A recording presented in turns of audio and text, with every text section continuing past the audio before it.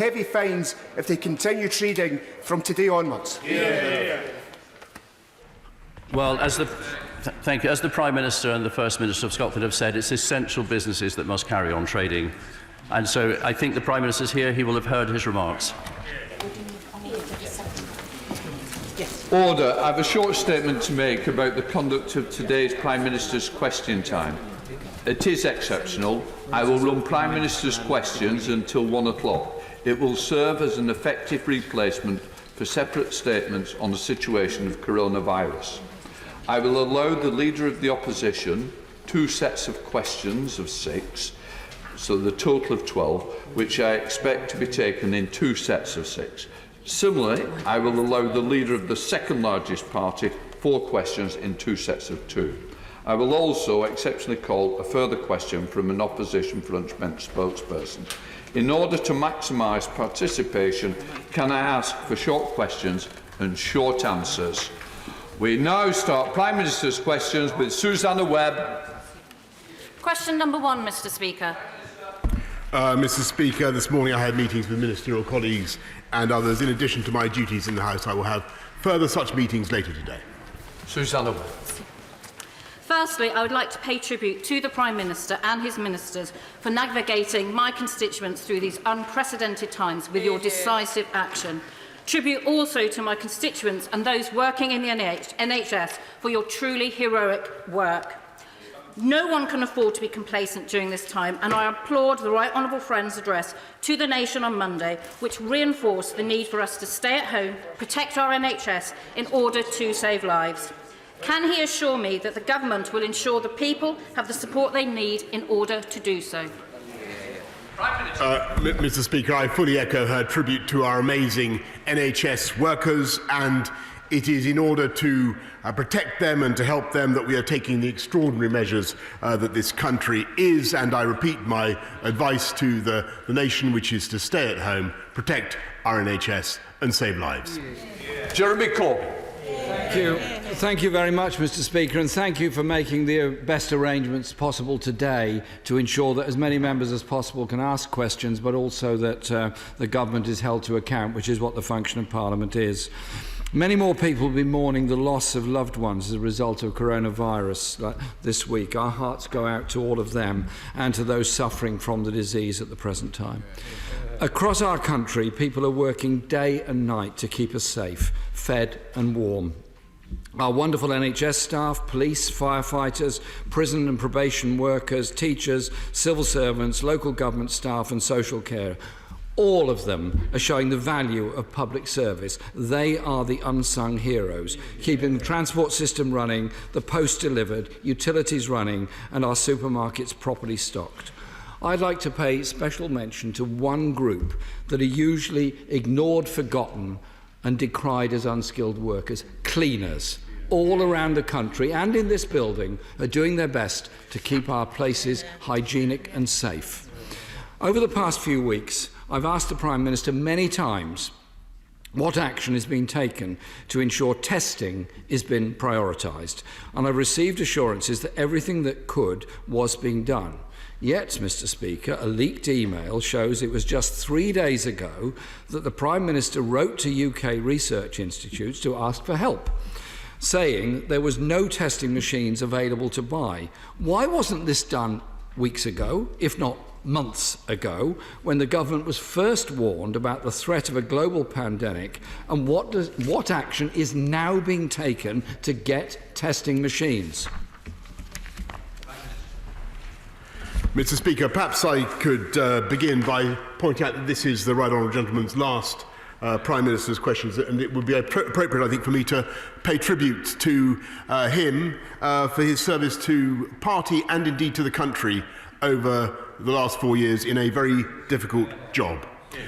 We may not agree about everything, but no one can doubt his sincerity and his determination to build a better society. And I want to pay particular tribute and thanks to him and all his colleagues for their cooperation in the current emergency as far as possible across party lines. I agree with him very much in what he said about cleaners. They do an extraordinary job, and they deserve all the protection and support that we can give them in this difficult time. And on testing, he is quite right that testing is vital to our success in beating the coronavirus. And as the Health Secretary has explained many times, we are massively increasing our testing campaign, going up from 5,000 to 10,000 to 25,000 a day. And in answer directly to his question, this has been a priority of this government ever since the crisis was obviously upon us, for weeks and weeks. Jeremy Corbyn. I thank the Prime Minister for his very kind remarks.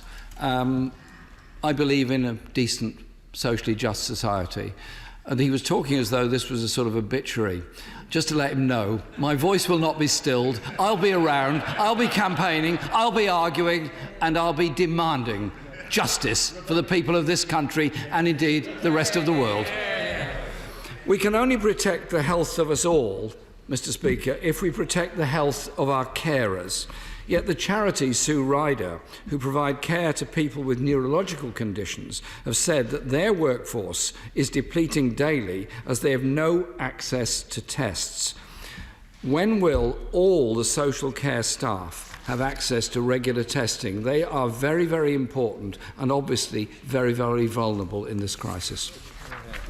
He's entirely right. I don't want to repeat what I've just said, except to say that social care staff, in common with NHS staff and indeed other public sector workers, need to be tested as fast as possible. And the answer to his question is we will do it as fast as possible. Jeremy Corbyn. Obviously, if they have to self-isolate because they suspect they have the disease and can't get a test, then their work is lost for a week. And obviously those that need the care and support don't get it at that time. There are reports that care homes workers are being turned away from supermarkets in relation to priority shopping, not being allowed to buy more than certain items that they desperately need to feed their residents. What is the Prime Minister's plan for making sure that care workers can get the vital food and supplies they need for the people that they're caring for? Well, Mr. Speaker, as he can and the House can imagine, we've been in regular contact with all the retailers, all the supermarket chains. I had a conversation with all of them a couple of days ago, and they were absolutely determined to ensure that key workers do get time in supermarkets. If there is a particular problem, I will raise it with them again. Jeremy Corbyn. I hope the Prime Minister will, because care workers are on the front line looking after the most vulnerable people within our society, and keeping our care homes safe and well should be and must be an absolute priority. The Prime Minister has been saying for quite a long time that NHS staff will get the equipment they need, yet the Healthcare Supply Association, just get that, has been forced to use Twitter to ask DIY shops to donate protective equipment to NHS staff. This is an appalling situation. When will NHS staff, social care staff and community nurses and all other staff relating to healthcare get the PPE equipment they absolutely, desperately need? Well, Mr. Speaker, I can tell him, and he's absolutely right to raise this issue. I know this has been a concern, and we had a long meeting on it this morning, but I'm assured that not only are the stocks there now, the Army is now distributing the supplies to all the NHS staff, all the hospitals that need it, and in the last 24 hours, they have distributed 7.5 million pieces of equipment. Jeremy Corbyn. It's important they get it, because yesterday 77% of NHS chiefs who responded to a survey said that the lack of staff testing and staff shortages were the two biggest areas of concern for them. Last week, the Prime Minister stood in this chamber at the dispatch box and said that he would, and I quote, protect private renters from eviction. He absolutely said that. Yet, some renters will be getting eviction notices as early as next week. The Prime Minister appears to have gone back on his word. So will he now finally absolutely ban evictions for 6 months in line with the renewal period of the emergency legislation which is going through its parliamentary process at the moment? He raises a very important point about the need to protect renters, which is why I answered in the way I did last week. We've actually gone further now, as he knows, by lifting up the local housing allowance to the 30th percentile of median rents, which will be very important for many people on low incomes across the country. But we're also, as he knows, making sure that no-fault evictions are no longer legal, and that is part of the bill.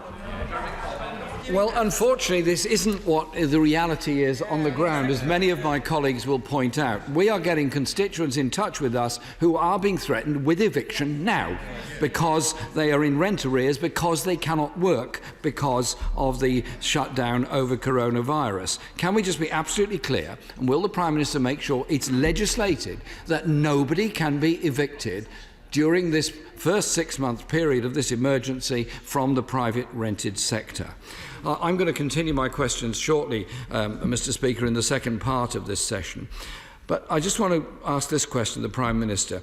Many British people abroad feel a bit abandoned by their government, with many fast running out of medicines, with the host countries in lockdown, flights being cancelled, accommodation cancelled, and insurance either about to expire or not covering the much needed costs until they're able to return home. These British citizens have a right to turn to their own government for help, and hour-long delays on phone calls are not acceptable. They feel abandoned. Can the Prime Minister, as the Foreign Secretary was asked to do yesterday, update the House on what his government is doing to bring people home and provide the emergency costs for the medical needs that many British residents abroad actually have at the present time? Mr. Speaker, he can take it that we are certainly doing everything we can to bring back British nationals, British citizens from abroad. A huge operation is going on now to repatriate them, as he will have heard both from the Health Secretary and indeed the Foreign Secretary, where we are protecting renters in spite of what he says. We are doing everything we can to protect our fantastic NHS. We are putting, as a society now, we are doing and as a country, we're doing a quite extraordinary thing, which is for the first time in our history, to get through this crisis, we are putting our arms as a country around every single worker, every single employee in this country. It is a quite unprecedented step, and he will be hearing more. And I know there are concerns about the self-employed, but he will be hearing more in the next couple of days from my right honourable friend, the Chancellor. I can tell him that, and I think he said something the other day about this, how this country would come through this experience changed for the better. And there he and I completely agree. And we will get this country through this crisis with these exceptional steps. And I can tell him that we will do absolutely everything that it takes. We will do whatever it takes to get our country through it together. We will beat it together. But the most important advice I can give him as he retires to his I'm delighted to hear he's not retiring. And I think that'll be warmly welcomed by his successor. The most important thing we can all do is stay at home to protect our NHS and to save many thousands of lives. Bradley. Mr. Speaker, can I thank my right honourable friend for his leadership and his Cabinet's leadership at this incredibly difficult time, and for the package of measures already announced that will support millions of people and protect them from financial hardship. The government's advice is clear, as he's just said: stay home, support the NHS, protect lives. Can you help more people to make the right decision by giving an absolute assurance to the 5,000 self-employed people in Mansfield that he is seriously considering measures he might take to be able to help them to do that?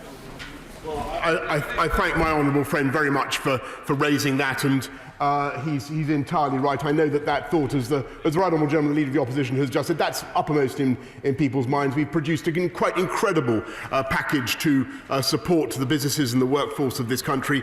We do need to ensure that we protect the self-employed as well, and he'll be hearing more about that in the next couple of days. Yeah. Ian Blackford. Thank you, Mr Speaker. And I must say, in response to the questions from the Leader of the Opposition, we all need to do what we can to bring all our people home, and it needs to happen now. Mr Speaker, the Prime Minister said that the UK is putting its arms round all our workers. I hope that that will become the case, because as of today, it's not. This morning, the Resolution Foundation estimated that 1 in 3 people in self-employment, a total of 1.7 million workers, are now at risk of losing their income. In Scotland, that means that 320,000 self-employed people are deeply concerned about the jobs and the families they support. Last Friday, the self-employed were promised by the Prime Minister and by his Chancellor that help was coming. Only yesterday, the Chief Secretary to the Treasury told them, "We have not forgotten you. Help is coming." These are the same promises that have now been made for weeks, and yet they and we are still waiting. Can the Prime Minister now explain why a package for the support for the self-employed wasn't put in place before we announced the lockdown? Well, Mr Speaker, as he will understand, we've done a huge amount already to strengthen the safety net for everybody in this country, and not just those currently in employment, as I say, with a package so that they get 80% of their earnings up to £2,500 per month. This country has never done anything on that scale before. And we've increased the universal credit by £1,000 a year, as he knows. We've deferred income tax self-assessments for the self-employed until July. We're deferring VAT until the next quarter, as he knows. There is access to government-financed loans, but there are particular complexities about the self-employed which do need to be addressed. They are not all in the same position, and all I can say is that we are working as fast as we possibly can to get the appropriate package of support for everybody in this country, and that is what we're going to do, and we will get through it together. Blackford. Mr Speaker, the Prime Minister knows that we want to work with him on this, but there is frustration because we've gone into lockdown and workers are without income. This is an emergency. The truth is that the health and economic costs of this virus are deepening by the day. People deserve strong leadership, financial support, and they deserve straight answers. As we stand here, these people are losing their incomes. Telling them to wait another day simply isn't good enough. In Norway and Denmark, wage support schemes have already been extended to cover the incomes of the self-employed. In Germany, there's a €50 billion programme to ensure the self-employed don't go bankrupt. In Ireland, the self-employed are eligible for a special pandemic payment of €350 a week. The Scottish Government has written to the Chancellor asking him to expand the jobs retention scheme he announced last week to include the self-employed. Can the Prime Minister confirm that when the Chancellor eventually does announce measures, there will be parity and equality of support between the already announced jobs retention scheme and the new scheme for the self-employed? They must not be left behind, Prime Minister.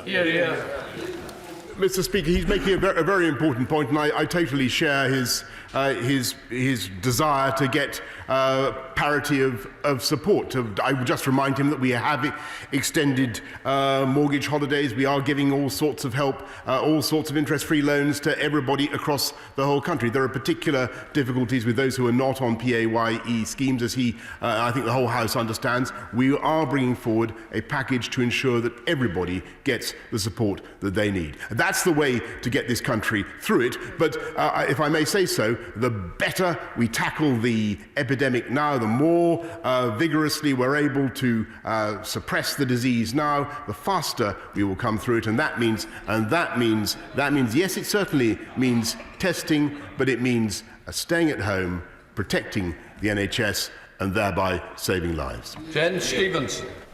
Thank you, Mr Speaker. Wolverhampton has sadly already seen many cases of COVID-19, and I'm sure the Prime Minister would like to join me in thanking all the staff at New Cross Hospital in my constituency. Would he also thank the many volunteers coming forward to help their neighbours in Wolverhampton, but also say to the few people who are trying to flout the advice to stay at home that their actions will cost lives? Mr. Speaker, I would indeed like to thank all the staff at New Cross Hospital in Wolverhampton for everything that they're doing. I thank everybody in the NHS across the whole country. And just since yesterday, when we asked for volunteers to come forward, we've seen a huge number of people, 170,000 people, asking to volunteer to do whatever they can to support, and tens of thousands of doctors and nurses coming back to our fantastic NHS. And I pay tribute to every one of them. Some of them, I may say, Mr. Speaker, in this House of Commons. Given the critical incident there last week, and tragically that it has recorded one of the highest levels of deaths so far, the Prime Minister will understand that there is considerable concern about the situation at Northwick Park Hospital that serves my constituents and many others.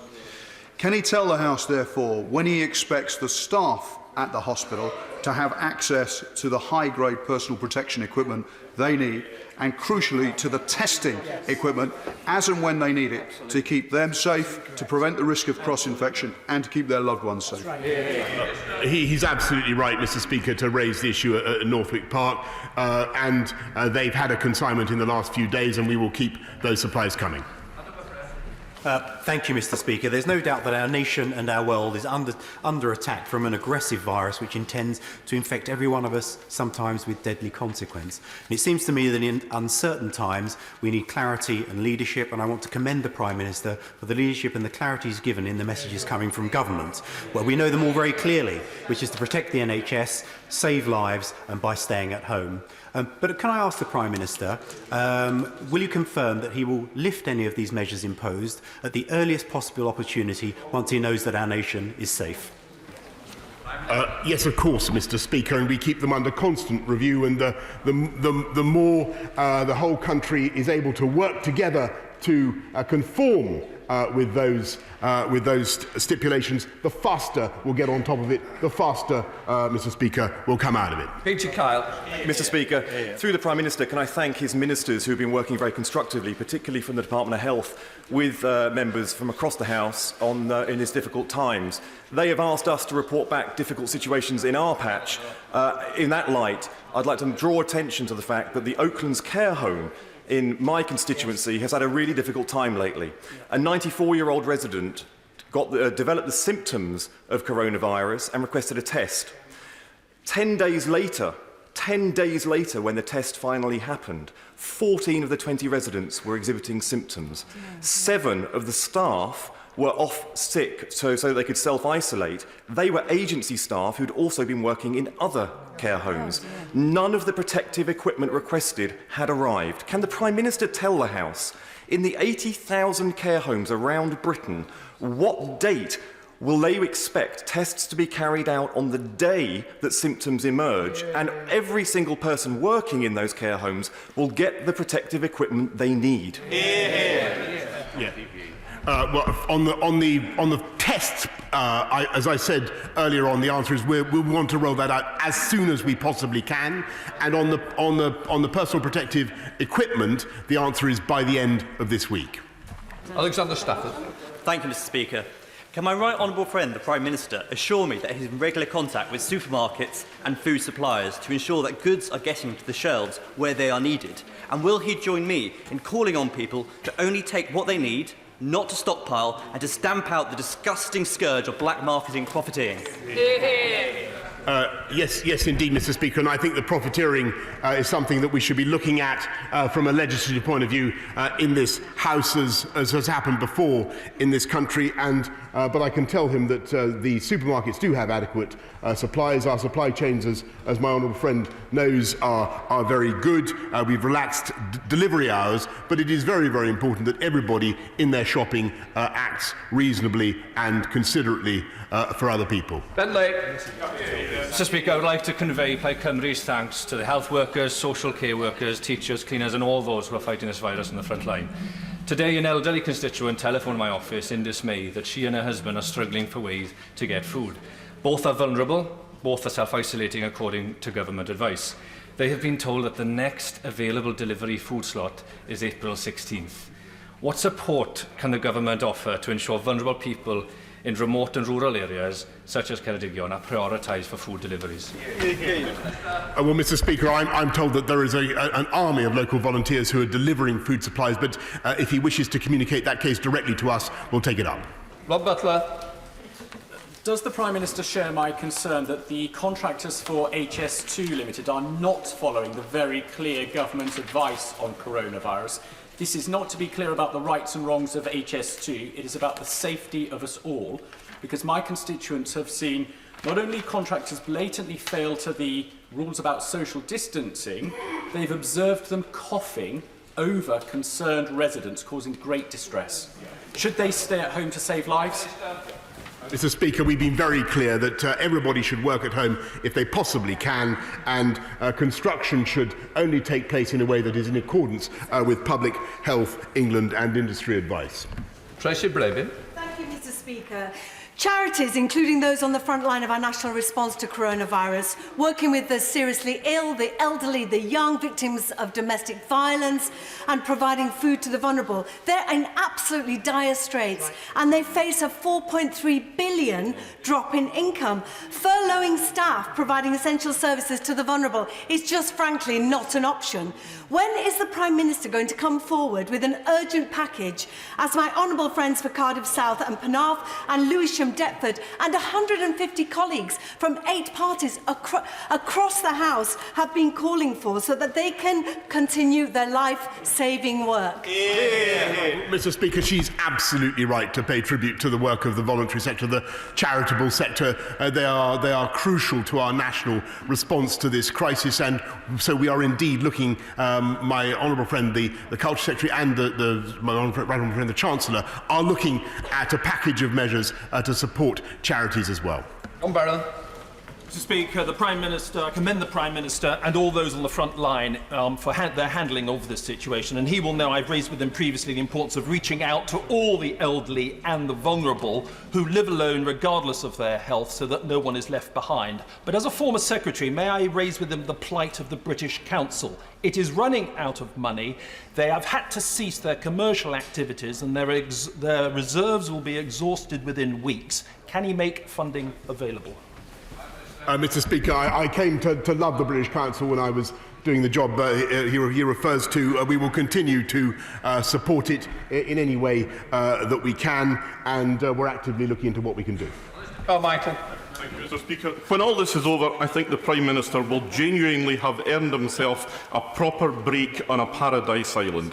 And in that regard, can I commend to him the paradise islands of Orkney and Shetland, where we have a fantastic tourism offer built up over many decades, but which have at its heart the tour guides, the craft businesses, the small food and drink businesses who are overwhelmingly self-employed. So will the Prime Minister give an assurance today to these self-employed people that when the offer of help comes, they will not be in any worse a position than they would be if they were in employment? Mr. Speaker, I cannot, in all candour, promise the House that we will be able to get through this crisis without any kind of hardship at all. But what I can tell, and he and I have talked face to face about the issue that he raises, we will do whatever we can to support the self-employed, just as we are putting our arms around every single employed person in this country. And I well understand the point that he makes. And he should be, and as for his generous invitation, he should be careful what he wishes for. Thank you, Mr. Speaker. May I join colleagues from across this House in congratulating and thanking the Prime Minister for his strong leadership at this current time, which has provided a great reassurance for my constituents in Blackpool South. Will the Prime Minister continue to work with the voluntary sector and charity groups to ensure that vulnerable people continue to get the support they need from this government during this challenging time? Yes, indeed, Mr. Speaker, and that's why we've given, in the first instance, another £500 million to councils to look after the poorest and most vulnerable members of society, and I thank him for his support. Chris Stevens. Thank you, Mr. Speaker. The Prime Minister will have heard my question to the Secretary of State for Scotland. There are companies defying his advice, which is guided for public health and to save lives. So can he tell the House and for those watching what the consequences are of businesses who are still operating who shouldn't be today? Mr. Speaker, where businesses are blatantly ignoring the instructions of the government, then they will face the consequences that have been well advertised, Mr. Speaker. Jeremy Hunt. Speaker, can I salute the tone of the Prime Minister's very difficult, sombre address to the nation on Monday night. I know that heroic efforts are happening to ramp up the amount of testing. Could the Prime Minister give us some idea as to when we will be able to get back to routine testing in the community, as happens in Korea and Germany and other countries? And should we not now introduce weekly tests for NHS staff so we can remove from them the fear that they might be infecting their own patients? Well, Mr. Speaker, I can tell the House that both on antibody testing and on antigen testing, we are making huge progress. We're buying millions of antibody tests to show whether or not you've had the disease. And on his point that has been raised several times about how soon can we get NHS staff and other public sector workers tested in advance to see whether they currently have the disease, the answer to that is as soon as we possibly can. Newland. Thank you very much, Mr. Speaker. Thousands of jobs in my constituency and nearly 1 million across the UK rely on the aviation industry for work, from pilots to baggage handlers and cabin crew to security staff and many, many more. The aviation industry is vital now and will be crucial when we come out of this dreadful coronavirus situation. The Chancellor and the Transport Secretary committed to a bespoke support package, but yesterday he wrote to industry to renege on that commitment. Can the Prime Minister tell the industry why his government have washed its hands of it? Yep. I can tell the Honourable Gentleman we have certainly not washed our hands of any sector of UK business or industry. We're in regular contact with the aviation sector, doing everything that we can to help, and already that sector and others have schemes such as Time to Pay and many other loan support schemes already available. But I can assure him, Mr. Speaker, that there are other contacts going on as we speak. We're going to now start the second part of Prime Minister's questions. I'm going to open with Jeremy Corbyn. Thank you, Mr. Speaker, and again thank you for making the arrangements that you have today so that more colleagues can come into the chamber. It is a little odd, however, that we're having to have a double session of Prime Minister's question time to question the Prime Minister when he himself should have volunteered to come here and make a statement at some length on the subject rather than just doing it through press conferences and television addresses. This House is the place where the government should be held to account. Construction sites, Mr. Speaker, are still operating, still working on non-emergency work, despite the new rules. The Chancellor of the Duchy of Lancaster said yesterday that sites will continue to stay open. We heard this morning on the radio a call from a self-employed construction worker who said that he had contracted coronavirus, he was suffering from it, he knew he had got it, but had no other option but to get on the London Tube and go onto a site to work, obviously putting himself at greater risk and putting all other passengers and all other workers on that site at risk. Why was he doing it? Because his site had not been closed down. He had no other source of income to feed his family. So he's going to work, making all of us more at risk as a result. So can the Prime Minister be absolutely clear, then give unequivocal guidance now that construction work on non-emergency work should stop now? Mr. Speaker, everybody should work at home unless they must go to work, and every business that can, unless they have an alternative, they cannot do that work from home. If a business is continuing, a construction company is continuing, then clearly they should do so in accordance with the guidance of Public Health England, and they have a duty of care to their employees.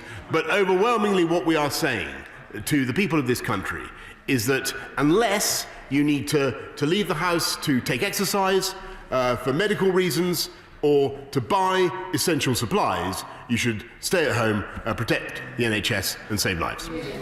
Jeremy Corbyn. Obviously, people should stay at home and protect others. But if they have no other source of income, then these very difficult, very personal choices are going to be made, and as a result, we're all put at greater risk as a result of it.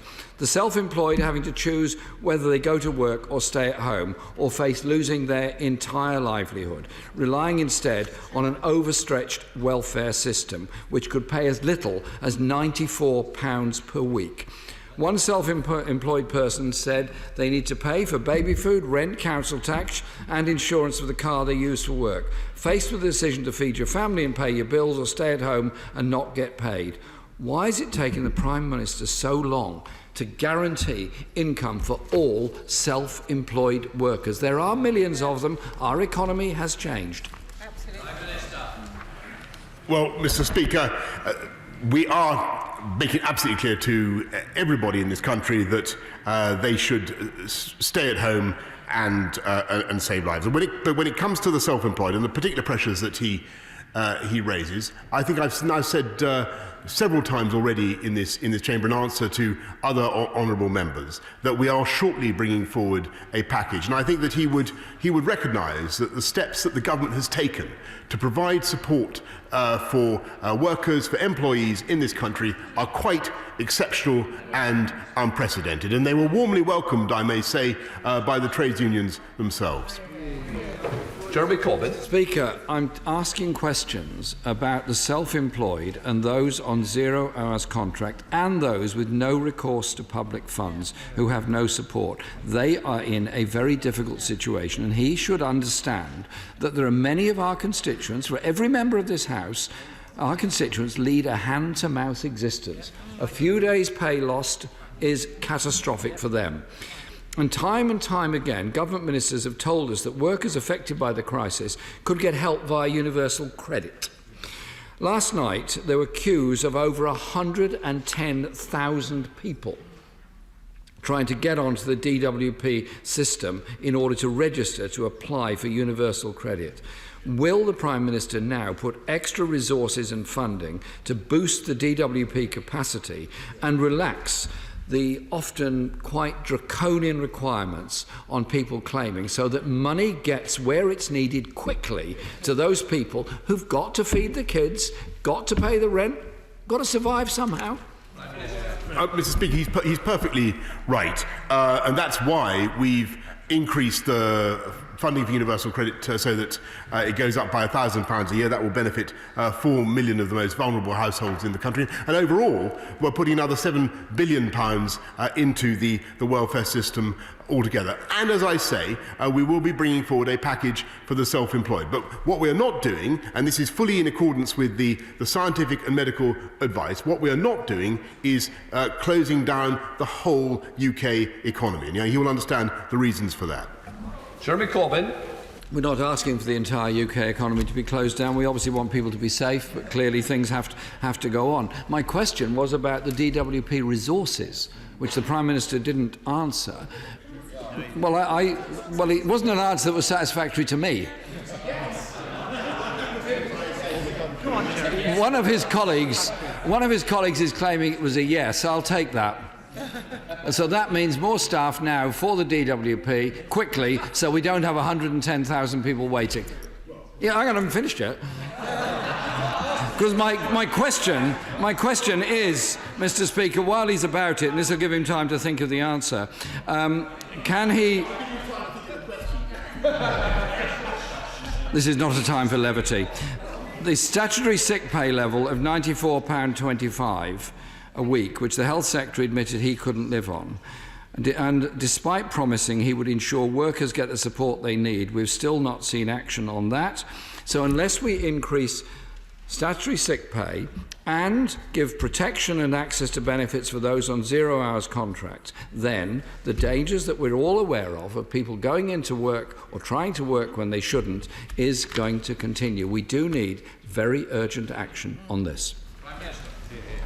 Mr. Speaker, he's absolutely right. This is not a time for levity. It's a time for serious action and a serious response to the crisis. And that's what he's seen from this government. And that's why from day one we insisted that statutory sick pay should be payable from day one. That's why we've advanced universal credit. And just to repeat the answer I gave a moment ago, Mr. Speaker, we've increased universal credit by £1,000 a year. That will benefit 4 million people of the poorest families in the country. And yes, we do want to see, I pay tribute, by the way, amongst the many fantastic workers in this country, not just in the NHS, not just in social care, but of course in the teaching profession, but in the DWP itself. They're doing an incredible job. They're facing huge new demands. They're doing an outstanding job. And yes, we will support them. And that's why we're putting another £7 billion, as I said just now, Mr. Speaker, into our welfare system.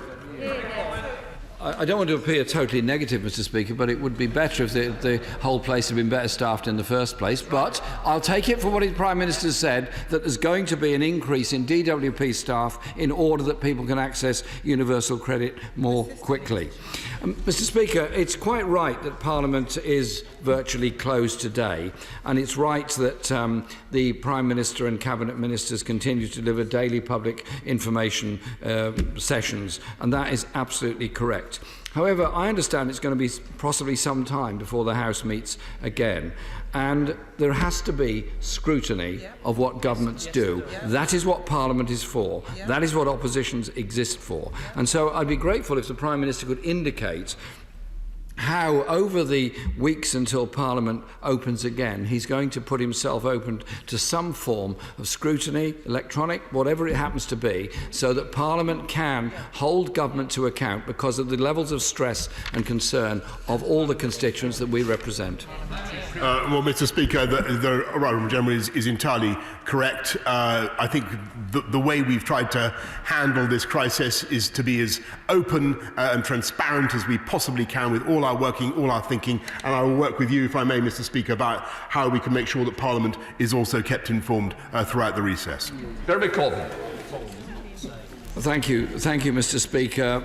All I can say to the Prime Minister on this is, please make sure you make yourself available for scrutiny by this House and by everybody else, because we represent people who are desperately worried about their health, about their economic well-being, and if you're living in a small flat and you're told to isolate and you have a large family and a large number of children, the levels of stress are going to be huge. The levels of stress throughout our society are huge. It's up to all of us to do what we can to reduce those levels of stress and obviously bring this whole situation to a conclusion as quickly as we can.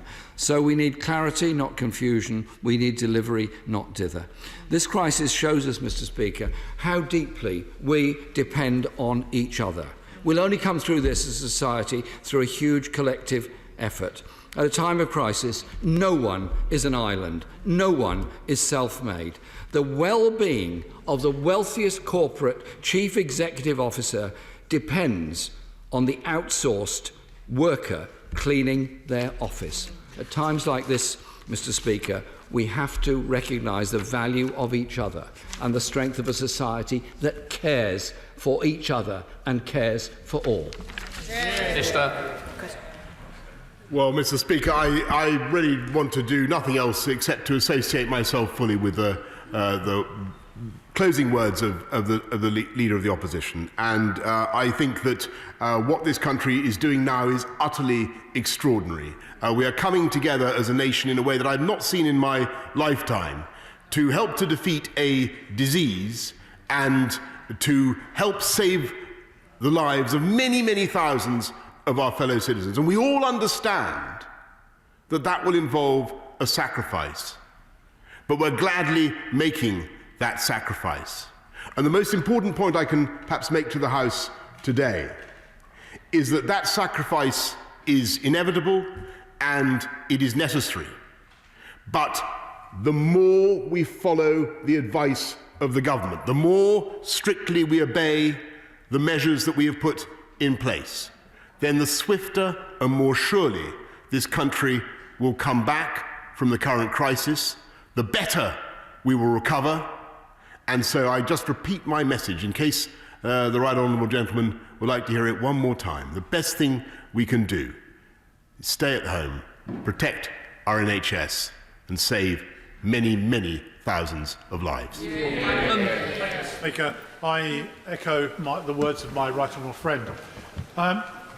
The current position on London transport is that the services have been severely curtailed.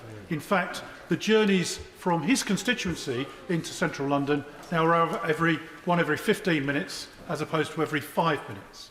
The result of that is huge packed trains with people who potentially are infecting other people. Clearly, some of those people are being selfish. What advice does my right honourable friend have for his successor of Mayor of London in resolving this particular problem on London transport? Well, Mr. Speaker, the Mayor of London, I can assure him, I understand very well the job that the current mayor is doing, and my own view is that we should be able to run a better tube system at the moment. We should be able to get more tubes on the line. But we will do whatever we can. We will do whatever we. I do not wish in any way to cast aspersions on what is going on at TfL at the moment, because it is an outstanding organisation. What we will do is give the Mayor every support and help that we can to help him through what seem to me to be his present logistical difficulties. In Blackford. Thank you, Mr. Speaker. As of Monday, over 3,300 inquiries have been made in Scotland about NHS staff seeking to return to work in order to help us defeat the coronavirus. These people, and all those already working tirelessly within our NHS, are our heroes. Every last one of them, from consultants to cleaners, from carers to nurses, from drivers to maintenance workers, from GPs to paramedics, they are performing vital work to save the lives of others. When this crisis is over, we in this House will need to find some way to honour those amazing heroes. But there is one way that the public can honour and support our NHS staff now, and that is by staying at home. Staying at home and adhering to social distancing will save lives, protect our health and social care services, and begin to flatten the curve. We can avoid unnecessary deaths, but only if we all act together. Does the Prime Minister agree with me that we owe it to everyone in our NHS and to those willing to return for non-essential workers to stay at home? Can I congratulate the right honourable gentleman for the splendid way in which he expressed himself just now, and I think that message deserves to be heard loud and clear across the whole UK. Ian Blackford. Well, can I thank the Prime Minister for what he has just said? Many members in this House will have had constituents contacting in recent days around evictions. Will the Prime Minister join me in praising Scotland's Community Secretary, Aileen Campbell, who has announced the Scottish Government's intention to use the emergency powers granted by the coronavirus bill to protect people from losing their homes? The Scottish Government's plan to impose a 6-month ban on evictions from private and social rented accommodation are as welcome as they are necessary. And will the Prime Minister also join me in sending a message out from this House that in times like this, we need a truly loving and compassionate society? No one, Mr. Speaker, should be facing the threat of evictions at a time of national emergency. Will the Prime Minister send out that message today? Yes, indeed, Mr. Speaker. I want to repeat what we're doing and the sense and the thrust of it. It's not just supporting LHA, putting £1 billion more back into supporting the rented sector through local housing allowance, but also stopping no-fault evictions. Now, the differences between 3 months and 6 months, what I can tell the right honourable gentleman is we will certainly keep that protection under review. Thank you, Mr. Speaker. I'd like to thank Broxbourne Borough Council, particularly the leader and the Chief Executive and all its staff for the brilliant work they're doing coordinating aid and support across my borough. Fantastic people working with a range of heroes. Prime Minister, there is an army of black cab drivers in and around London itching to get involved like the Spitfires in 1940. Prime Minister, can we find a way, if we need to get doctors and nurses safely across London, to use these black cab drivers, not on the meter, but perhaps on a contracted basis? Mr. Speaker, my honourable friend makes a superb point, and indeed that has already been raised in our considerations. The black cab drivers are a fantastic service. They're an unsung service, and I believe that they can certainly rise to this challenge. Hilary Benn. Much indeed, Mr. Speaker. We've already heard about the huge increase in applications for universal credit, and whatever measures the Chancellor comes forward with to help the self-employed will take time to implement. What is the government's plan to help people with no job and no income and no savings in circumstances where they don't have any money at all to buy food? What will the government do to make sure that no family goes hungry? Hear, hear, hear.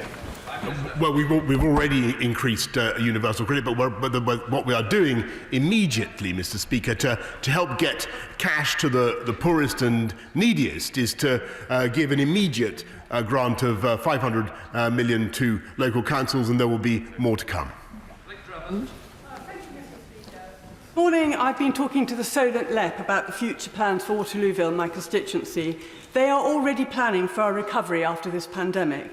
Would the Prime Minister agree with me that this is the opportunity to plan for the future, make sure that we can rebuild a strong economy and become more community-minded than ever before? I do believe that this country will emerge better and stronger from this experience, and I can certainly tell my honourable friend that a great deal of thought is being given now to the lessons we need to learn from this crisis and how we can turn them to the advantage of the British people in the future. Is the Prime Minister aware that people are being evicted now, this week, as a result of losing their income, including all of those people who are being turfed out of low-cost hotels where they were being housed either in their own right or by the local authority? Is he aware that all his emergency legislation will do is defer evictions for 2.5 months, storing up a problem further down the line? Can he tell us now what he is going to do to fulfil his government's commitment in full that nobody will lose their home as a result of this crisis? Mr. Speaker, she's totally right to raise it. Of course, the bill comes into force, I believe, later today or as soon as their lordships have finished with it. But as I said in answer to the leader of the SNP, we will keep the 3 month, it is 3 months, not 2.5 months, the 3 month period under review. Neil Parish. Thank you, Mr. Speaker. Like so many colleagues, my constituency has many self-employed. Farming, food and food production is very much self-employed businesses. Can we be assured that it won't be bureaucracy and the difficulty of setting up a system that stops that help getting to the self-employed, because it's absolutely essential we cut through the bureaucracy to make it work?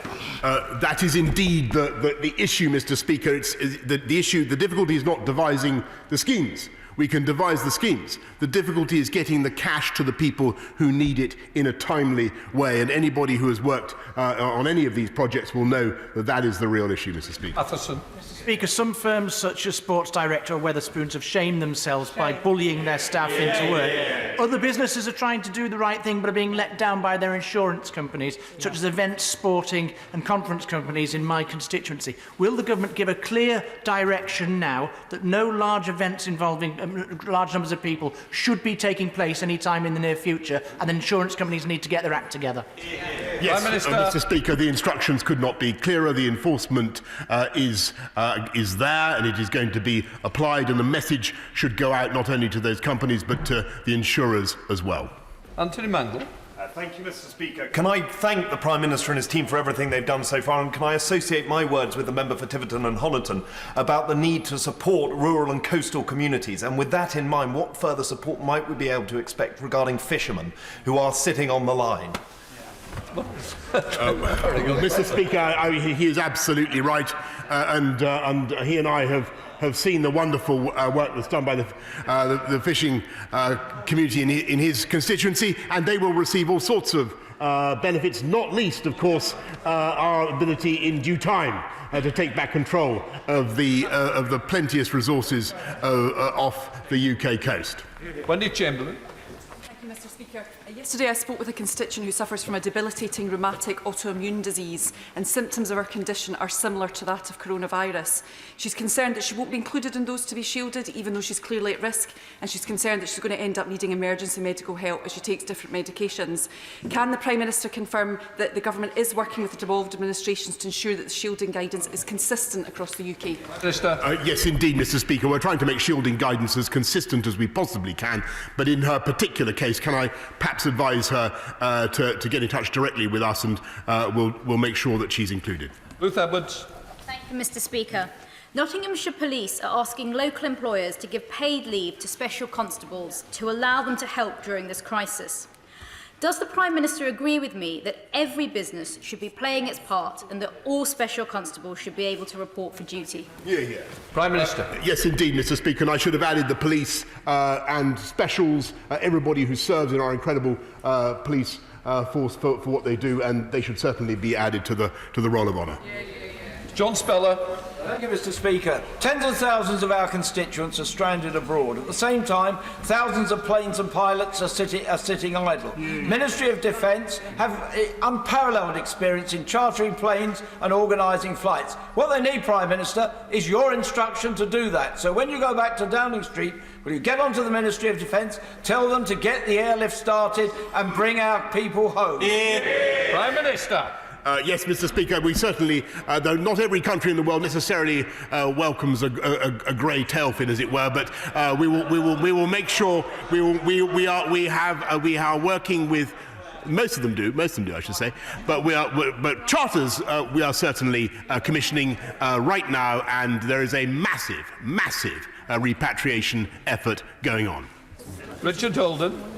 Mr. Speaker, can I put on record the gratitude of my constituents to the leadership that has been shown by both the Prime Minister and the Health Secretary during this very difficult time for the whole country. Coronavirus is showing our NHS at its best, including doctors, nurses and support staff in my North West Durham constituency, but it's also showing the strain in some parts of our NHS, including worn-out parts of the NHS estate. After the coronavirus pandemic outbreak has passed, will he and the Health Secretary work with me to look at delivering a new community hospital to replace the aged one at Shotley Bridge in my constituency? Mr. Speaker, the short answer to that question is yes. The long answer is this government is in no way undimmed in its ambition to continue record investments in our NHS and build 40 new hospitals, Mr. Speaker. Stuart C. MacDonald. To protect us all from coronavirus, we need to protect the most marginalised, and that includes asylum seekers, those whose asylum claims have been refused, and all who are prohibited from having access to public funds by Home Office rules. So will the Prime Minister encourage the Home Office to urgently and radically reform its policies so that everybody can access the support and accommodation they need to get through this crisis? Prime Minister. Mr. Speaker, this country will look after all the most vulnerable in society in the way that we always have, and the groups that he mentions will certainly receive the Home Office funding that they need and deserve. Tom Hunt. Thank you very much, Mr. Speaker.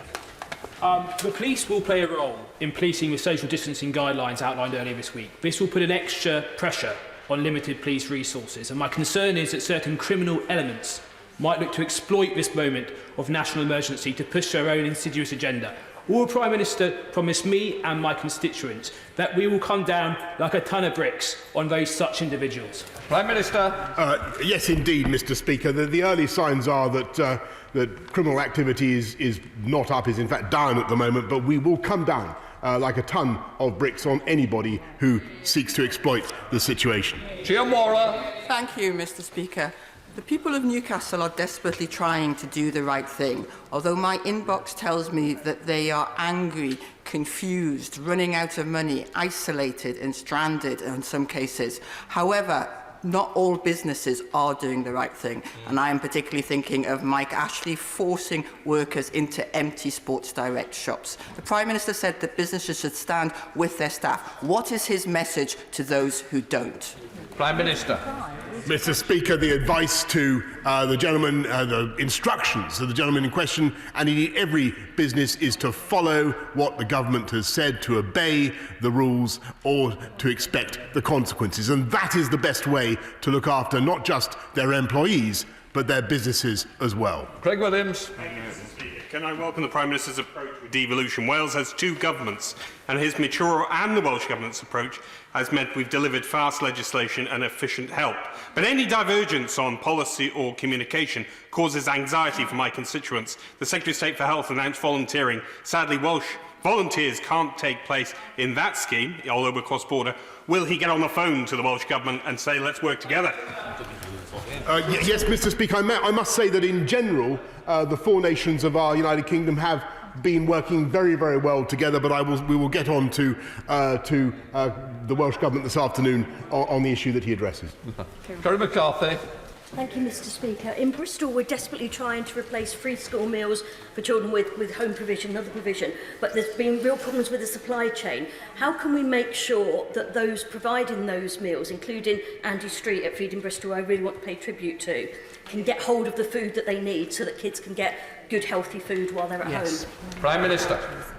Yes, Mr. Speaker, I thank her. She's given me an opportunity to say once again that it is our schools, our teachers, everybody who works in the schools who are dealing with an incredibly difficult situation, looking after the pupils of key workers, helping to keep our country going at a very difficult time, and the administration of free school meals, supporting kids who need free school meals, is an absolute top priority of ours. We are working at the moment on a voucher scheme. Right. Trying to summarise an MP's inbox right now is not easy, but mine would say self-employed, please help us, and online delivery slots, which ones would they be? I trust the Prime Minister's going to deliver on the first. We've covered it a lot today, but on the latter, what can he realistically, given the demand, what can he realistically do? Prime Minister. Well, Mr. Speaker, we changed the regulations so that supermarkets have got much more freedom in their delivery hours, and obviously one of the things we want to do is to make sure that we support people to help in this, what is, after all, at the moment, an expanding sector of the employment market, and we don't want to be putting up any barriers to online delivery at all. Can I just say and wish the Leader of the Opposition well on his final question? And can I say to the Prime Minister, you have the wishes of everyone to make sure this country gets through this. Yeah. We now come to the ministerial statements. The Lord President of the Council, Leader of the House of Commons, Jacob Rees-Mogg, on the business. Yeah.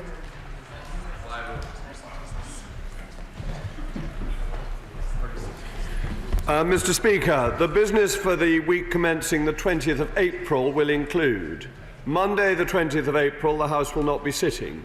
Tuesday the 21st of April, second reading of the Immigration and Social Security Coordination EU Withdrawal Bill. Wednesday the 22nd of April, second reading of the Finance Bill, followed by motion relating to the membership of the Liaison Committee, followed by motion relating to the membership of the Scottish Affairs Committee. Thursday the 23rd of April, debate on a motion on errors in payments made to victims of the Equitable Life scandal, followed by debate on a motion on human rights in Kashmir. The subjects for these debates were determined by the Backbench Business Committee.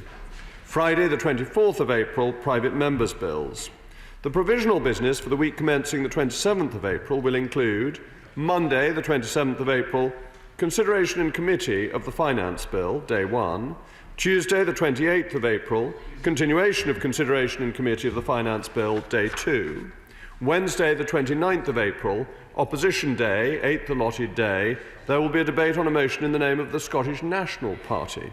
Thursday the 30th of April, business to be determined by the Backbench Business Committee. Friday the 1st of May, the House will not be sitting. Honourable and right honourable members will appreciate that I am announcing business as if this were business as usual. I am grateful to parliamentarians and parliamentary staff for coming together to support the completion of emergency legislation essential to fight against COVID-19, including the Contingencies Fund Bill that will allow expenditure of £260 billion on account. Once the Coronavirus Bill and the Contingencies Fund Bill receive royal assent, and subject to the House's agreement, Parliament will rise for the Easter recess later today. It is obviously important that Parliament is able to sit after the recess. Further discussions will therefore continue within Government, with the parliamentary authorities and with members to ensure Parliament operates safely for all those who work here. The legislature must be able to continue its vital democratic functions of conducting scrutiny, authorising spending and making laws, including the Finance Bill. Whilst my business statement is made with the aim of bringing the House back as normal on the 21st of April, we will continue to keep the situation under review in line with medical advice, and I will make further announcements about the plans for business when we return as necessary. Valerie Vars. Thank you, Mr. Speaker, and can I thank the Leader of the House for his statement. Can I start by wishing Prince Charles a speedy recovery? I know he's tested positive for coronavirus, and our gracious Sovereign, who's also in self-isolation. It was good that Prince Charles was able to have a test. A lot of our frontline staff don't have that test. I wonder if the Leader could ensure that, and I know the Prime Minister said earlier he wants to protect the NHS, they need protecting, they deserve our gratitude. Could he do all he can to ensure that tests are available for them? He will know that the front bench of our party and other opposition parties are working constructively together, and I hope that will continue while we go into recess. Many of the fiscal measures have come through because our constituents have contacted us to ensure that we put their cases forward. Some of them are absolutely desperate. I am slightly concerned about his 21st of April caveat, and I know he will do all he can to ensure that Parliament returns on the 21st. We know that we are able to operate, albeit with a skeleton staff. Can I just ask him about voting, because that's another area that honourable members have concerns about. We need to hold the government to account. He's the first, I'm sure, to agree. We found new ways of voting during the Brexit debate, so I wonder if those negotiations could continue through the usual channels, because clearly that the House and voting arrangements, it has to reflect the wishes of the House. I've raised with him the possibility of questions. We know that questions aren't answered during recess, and in the light of your statement, Mr. Speaker, there is no way that the staff currently the civil service can cope with 60 questions at a time. We don't ask for that, but given this is unusual at times, whether it's through questions or perhaps an MP's hotline, more MP's hotlines may be the way forward, but if he could possibly look at the way that urgent questions can be answered. Could I just ask him about the Boundary Commission report, which was published as a written statement yesterday? That is going to be decided by order in council. Now, he and I both know that it's not a matter for the gracious Sovereign to be involved in a political decision. I wonder if he could ensure that any oral statement comes back to the House so that the House can decide on that.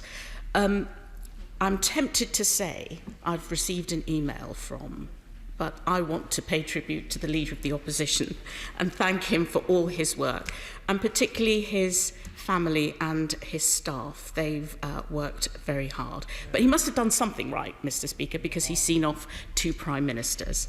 But finally, I want to thank everyone here, the staff who have enabled us to carry on working here with a reduced staff, to carry on business. And I want to wish every single honourable and right honourable member and their families, I hope they're going to be healthy and safe. Leader. Mr. Speaker, the Right Honourable Lady rightly sends the House's good wishes to the Prince of Wales. God bless the Prince of Wales. And indeed to the Queen. We will be coming back on the 21st of April, which is, of course, Her Majesty's actual rather than official birthday. So let us hope that affairs are in a better state by then. The Right Honourable Lady referred to tests, and I would reiterate what my Right Honourable friend, the Prime Minister, was saying earlier. There is an absolute determination to increase testing as fast as possible. That is of great importance, and it is being worked on. I am grateful, and the government is extremely grateful, for the cooperation from opposition parties. that when opposition parties cooperate with the government, this is not always seen, because what they achieve is done behind the scenes. But the opposition parties have contributed considerably to the coronavirus bill and to ensuring its passage through this House, and I would like to thank them for a model way of working in very difficult times. The voting issue, well, Mr. Speaker, you came up with proposals for how we would vote had we voted this week, which I think were sensible. But yes, there is more work to be done, and we will have to discuss working practices when we get back, depending on how affairs look on the 21st of April or shortly before. The Right Honourable Lady refers to the written statement on the Boundary Commission. When we get back, there will be opportunities for normal scrutiny once we are back fully operational. And I'm delighted to see that the Leader of the Opposition is back in his place, so I too may pay tribute to him. I perhaps have a particular admiration for him, which may surprise him, because when I was first elected to Parliament, it already has, he says, but when I was first elected to Parliament, there was a distinguished figure who sat at the far end of the opposition benches, was in Parliament the whole time, spoke very regularly, and was a very, very committed parliamentarian. And then he became leader of his party. As a new MP, I sat on the far side of my own benches, observing affairs. And though I do not have the level of ambition of the honourable gentleman, I too ended up on the front benches. So it seems that those corners are good ones to sit in. But there is a principled point behind this, if I may add, Mr. Speaker, that those of us who sit in those far reaches of the House are often very independent-minded and have a great commitment to public service, which the Right Honourable Gentleman unquestionably has, and strong principles about how we think this country may be better governed. It is no surprise to anybody that the principles held by the Right Honourable Gentleman and by me are different, but they are both committed to ensuring the good government of this country. And I think the model he has shown of how a backbench member may make an enormous contribution over many years and may then lead his party with distinction is one that should be remembered. Principles in politics are fundamental to how we do what we do and how we achieve it. So this is a most sincere tribute to the Right Honourable Gentleman, and I note from what he said to the Prime Minister earlier that this is not retirement, it is merely moving to a different part of the front bench in a few weeks' time. I reiterate the Right Honourable Lady's thanks. Well, I understand that's what's been asked for, and ask and it shall be given, seek and you shall find. The Right Honourable Lady is absolutely right to pay tribute to all the people who have kept the House operating, who have done a really terrific job. I think the security teams, the doorkeepers, and as the Leader of the Opposition said, the cleaners have really worked marvellously well to ensure we are operating, and of course the clerks, and the flexibility that is being shown in ensuring that scrutiny may continue via select committees. And finally, the Right Honourable Lady wished everybody good health. It is very interesting. We always ask people how they are, as a normal courtesy, wandering about our daily lives. At the moment when we make this inquiry, we really mean it, and so I too wish everybody good health. Teresa Villiers, but just before, I expect to run this to about 1:30, Teresa. I completely understand the need to send Parliament off for the recess early, but there are, of course, huge questions which are yet to be resolved. Whether it's ensuring that all NHS and social care workers have access to the highest quality PPE consistent with international standards, the massive increase in testing that we need and we've been promised, and of course the fact that I have constituents, and many others do, stranded around the world, including in places like Peru. So can I urge the Leader of the House to make sure that the government lives up to all of its promises on all of those matters, to keep our NHS and social care workers safe, and to bring home those who are stranded abroad at this very difficult time? Mr. Speaker, those matters have, of course, been raised with the Prime Minister as well. And it is important to note that in answer to a request from the Shadow Leader, we are going to liaising with other government departments to ensure that we have hotlines for members to call, which may speed up the process of holding the government to account. Patrick Grady. Thank you, Mr. Speaker. And on these benches, of course, we send our best wishes to the Duke of Rothesay. as he recovers from the coronavirus. I think we warmly welcome the decision that the House will close for its recess today. It's important that we set an example. We've been doing that in how we sit in the chamber. It's important that we are able now to return to our constituencies and, like everyone else, social distance, stay at home and save lives. But I want to add on behalf of the SNP, especially the small number of us that have been here this week, our immense gratitude to all the staff of the House, the clerks, the security staff, the cleaners, the catering staff. It's been a trying time for all of them.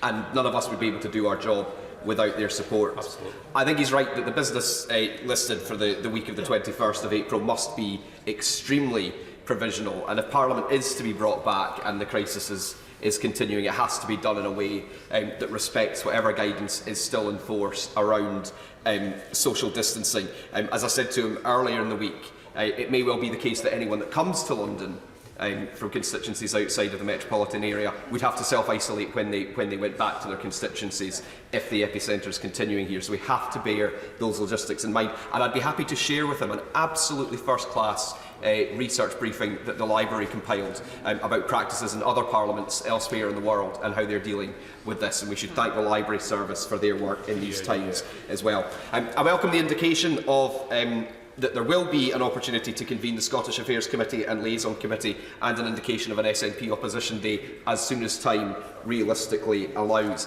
And finally, I would echo the calls of the Honourable Lady around parliamentary questions. I wonder in particular if members who have tabled named day questions that would have been answered when the House was sitting tomorrow, Friday, Monday or Tuesday might still have those questions answered, and then that some kind of provision is thought about if we are into an extended period of closure beyond that. Thank you.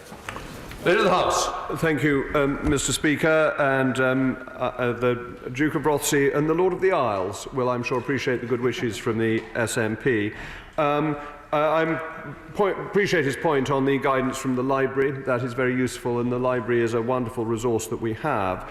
And as regards to questions, it is important that the government is held to account, and I can assure the House we are looking at ways where questions may be continued. The only caveat that I would add is that ministers are exceptionally busy at the moment, and it is important that people are reasonable in what they ask for.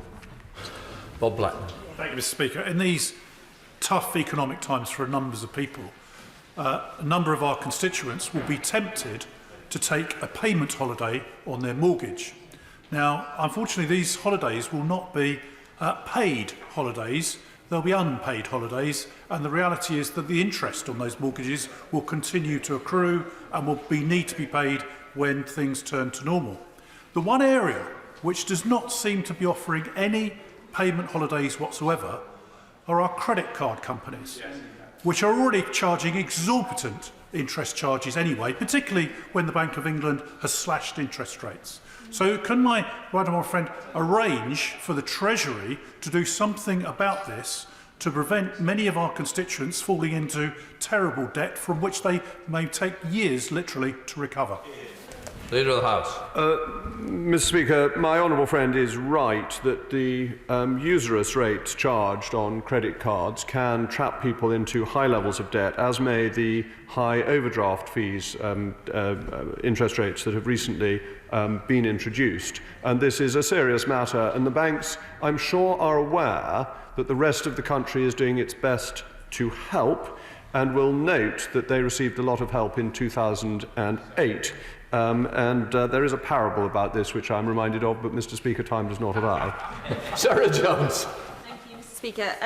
I appreciate, as I think we all do, that we shouldn't be meeting physically in this place. It's not the right thing to do, and I accept that the decision has been made that we should rise for recess early. But I'm really uncomfortable as a Member of Parliament receiving hundreds of emails all the time from constituents who are worried, as the Honourable Lady said, about a whole raft of different things that are as yet unanswered by this government, that I will not have the opportunity to ask a question and receive receive an answer over that recess period. And I wonder, in this modern age, all of us are zooming left, right and centre at the moment with all our constituents, many people, all at the same time. It's perfectly possible. Surely it must be possible for us to fulfil our democratic function at this time of great crisis and put questions to the government and get answers back.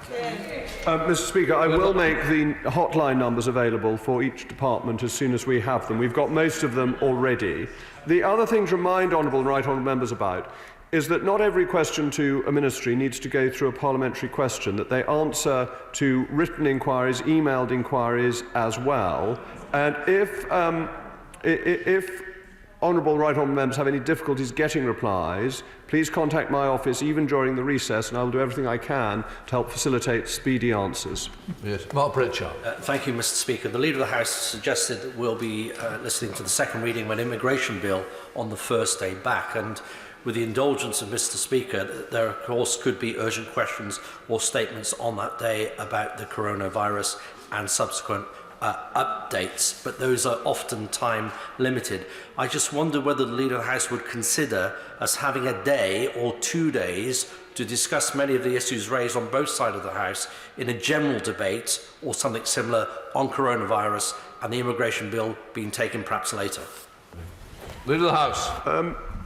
Mr. Speaker, I think the message from the statement that I have made is that there is important and urgent business for Parliament to carry out, and that therefore we need to be back to do that. That will of course include discussing the consequences and the continuation of action needed because of the coronavirus.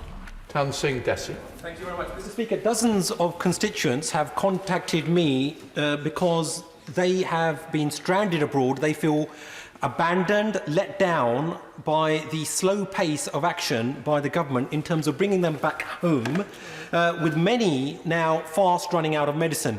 They, as foreigners, within the lockdown within those countries, are feeling stigmatised because they, as foreigners, are being accused of having imported the virus into that country. And they are being forced also, Mr. Speaker, to go into civil hospitals where the conditions are so dire that if they haven't had the virus till then, there is a high likelihood that they will then contract the virus. So can the Leader of the House assure me that there will be a ministerial statement or perhaps a debate after recess whereby we can go into detail of the actions taken by the Foreign Secretary so that we, as constituency MPs, can hold the Foreign Secretary to account? Mr. Speaker, when this crisis has ended, there will be many processes that look at what has happened. But I would reiterate what the Prime Minister said not that long ago, that the government is making every possible effort to help people get home. I took up the points made at my previous business statement with the Foreign Secretary. The government is doing what it can in these difficult circumstances to help not only the honourable gentleman's constituents, but the country at large. Richard Graham. Mr. Speaker, I hope you will allow me to ask the Leader of the House a question I would have asked the Prime Minister, which is that in these times of an expanding NHS and rapidly emptying car parks, there is a great opportunity for our car park operators to do the country a national service by offering some of their places free for NHS staff. And this includes station car parks, which are close to A&E hospitals. And while many of us are making good progress on this locally, it would be much easier if it was possible for the government to coordinate this so that every car park operator in the country reached the same agreement for this temporary crisis. Leader of the House. My honourable friend makes a very good point, and I will ensure that it is passed on. Streeting. Thank you, Mr. Speaker.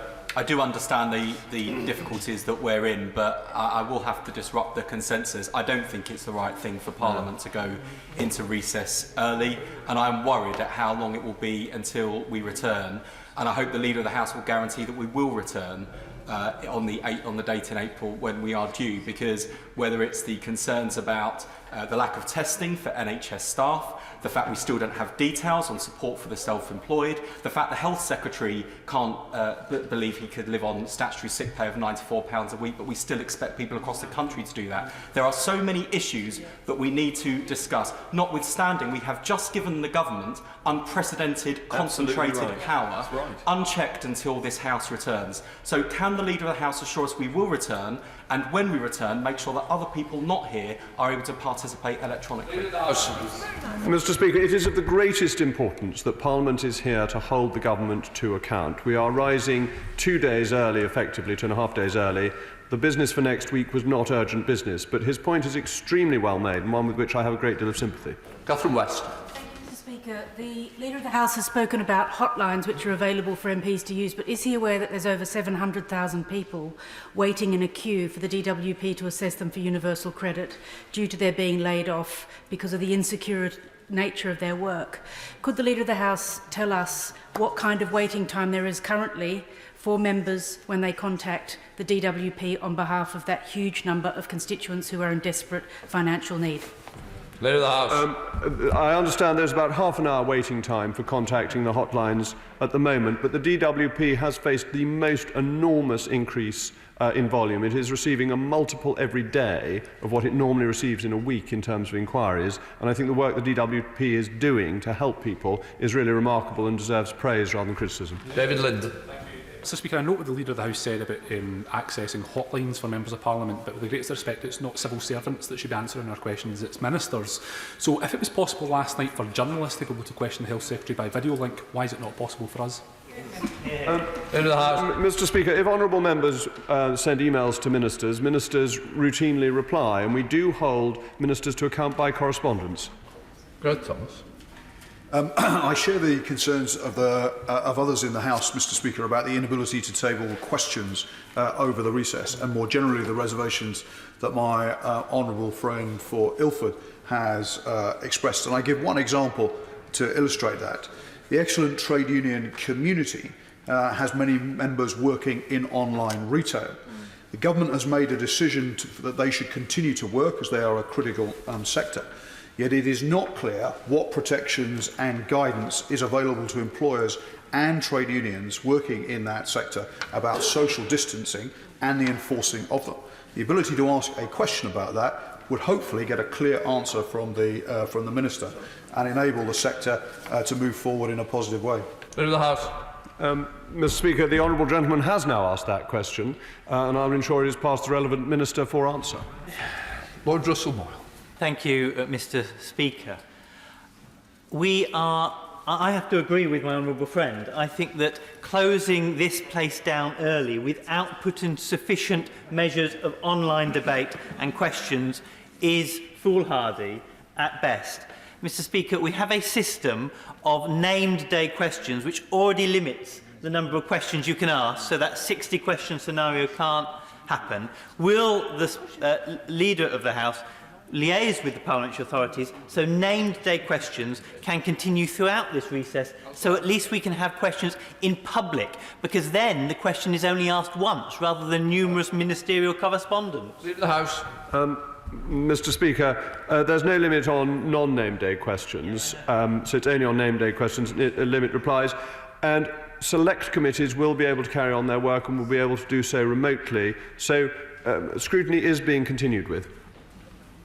Kevin Brennan. Thank you, Mr. Speaker. The Leader of the Opposition was right to praise cleaners. My 90-year-old mother, Beryl, is a former cleaner, and when I first took her to Cardiff City Hall when I was first elected and showed her the Grand Marble Hall, her reaction was to say, imagine having to clean this. and I think we should all remember that in politics at every time. But these days, unlike in her day, most of those cleaners, or many of them, are self-employed. Not by choice, and neither are they very wealthy, unlike the kind of self-employed people the Chancellor was talking about yesterday.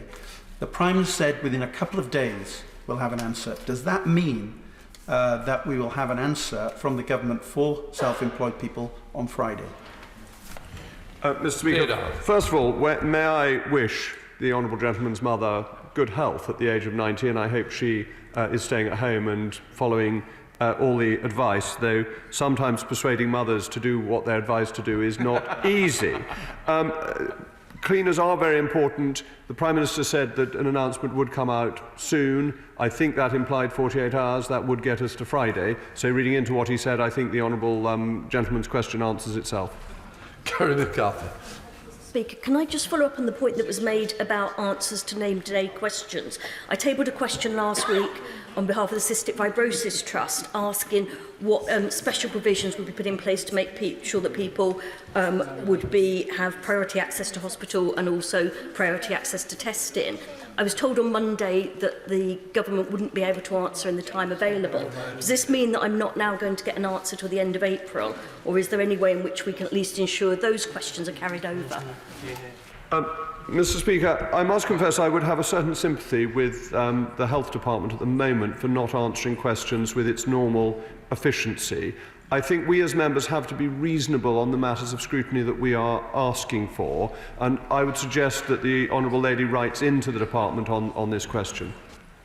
Bill Esterson. If construction workers can't afford to stay at home, they will go to work. And if the Prime Minister doesn't close construction sites, they will stay open. So will he pass on to the Prime Minister that he must make sure that every construction worker, whether self-employed or employed, and it is both, can afford to stay at home? And will he pass on the message that construction sites absolutely must close?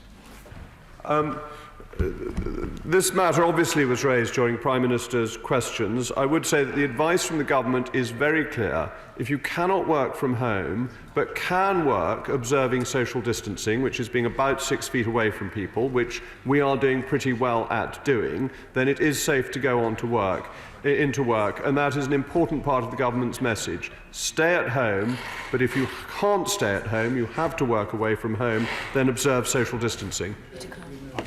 Peter Carl. Thank you, Mr. Speaker. I'm extremely concerned at the implications of closing Parliament early.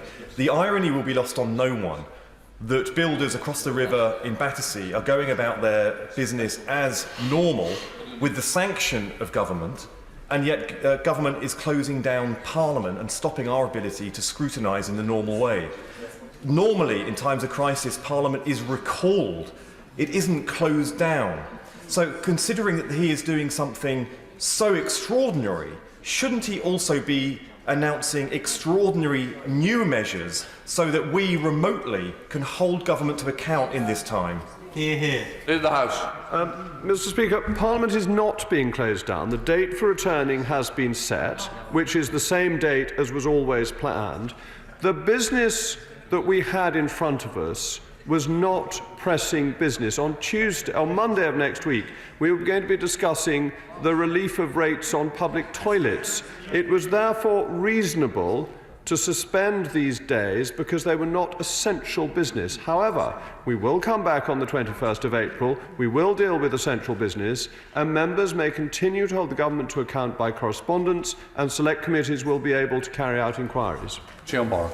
Thank you, Mr. Speaker. And tonight's rise of the House means that we will not have questions to the Secretary of State for Digital tomorrow. And yet, out of all the questions that remain, there are two key digital ones. Firstly, in terms of the provision for some kind of digital parliament in case we cannot come together again. And can I urge the Leader of the House to work with the House authorities on this in an open source way so that we can see the attempts that are being made and where it is going. But secondly, and most importantly, social distancing must be accompanied by a digital coming together, and yet our telecoms networks will be under unprecedented demand. So far, all we've had is vague assurances from operators which do not match my experience of designing and dimensioning networks or my constituents' experience. So can I urge him to give some kind of guarantee of digital access to everyone socially isolating and work with the sector to make sure that happens? Leader of the House. Mr. Speaker, can I assure the Honourable Lady that the Government and others will consider how Parliament can work differently if we need to in April, and work out how that can be done. Whether the Chamber can be run on a digital basis or not is something that I would question. Though with regard to her second point, the Honourable Lady is absolutely right that there will be pressure on people who are supplying goods and services that are now suffering from excess demand. That is in the nature of what is currently happening, and there will be pressure on those businesses. Point of order, Dean Russell.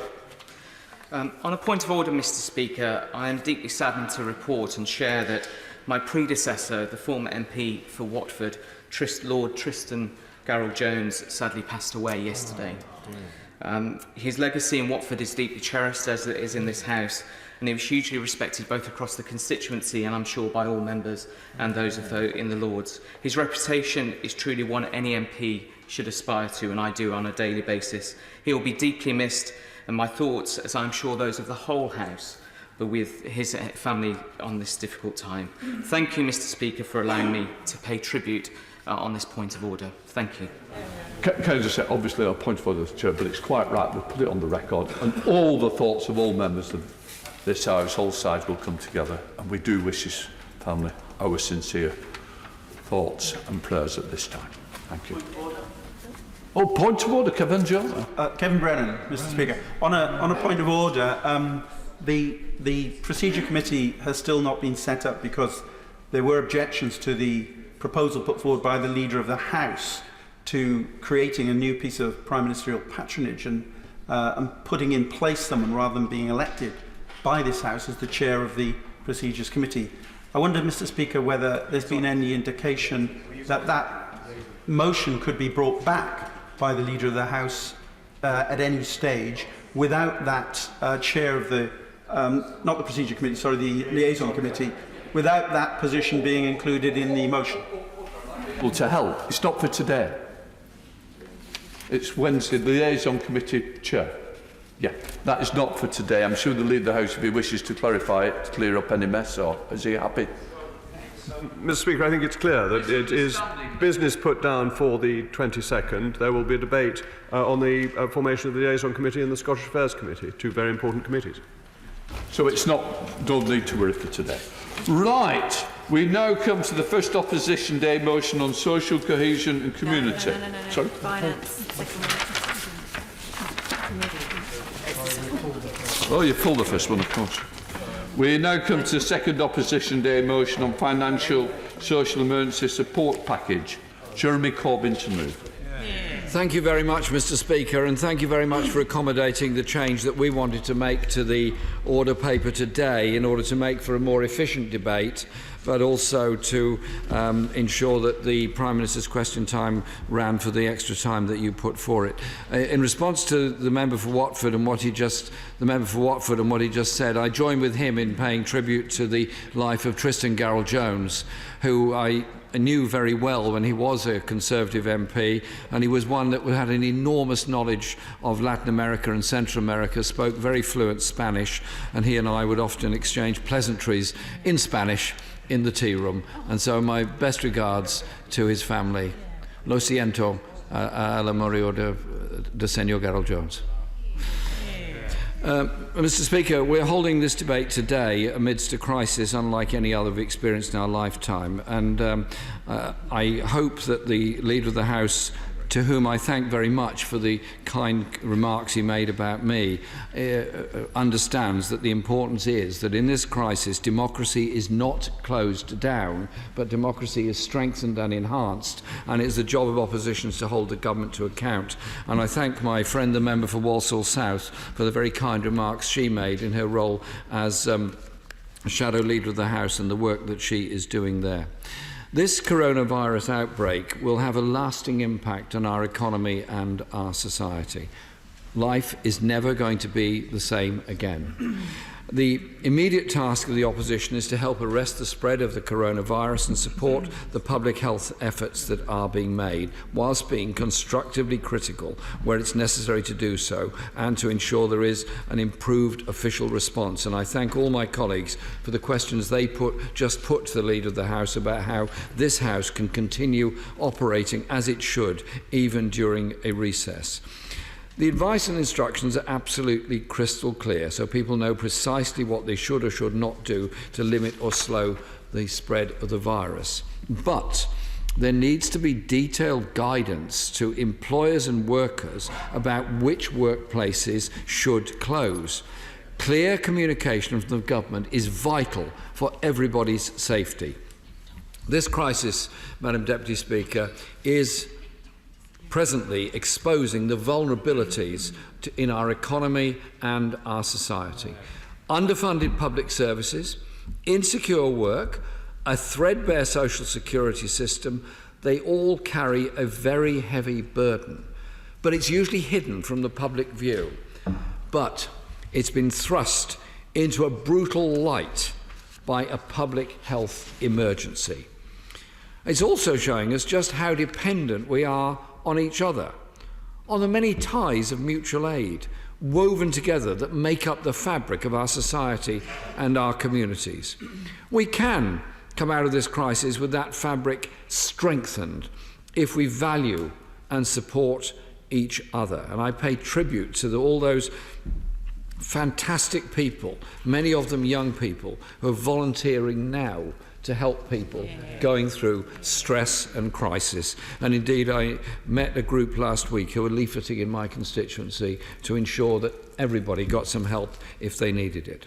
So our first duty is actually just to say to all of them, thank you. Yes, of course I could. I thank the Leader of the Opposition for giving way, and would he agree with me that where there are some excellent local initiatives, the announcement in the last 2 days of the national initiative is also welcome, but that it would be great to have some coordination so that we can cut out any confusion about who should volunteer when and where?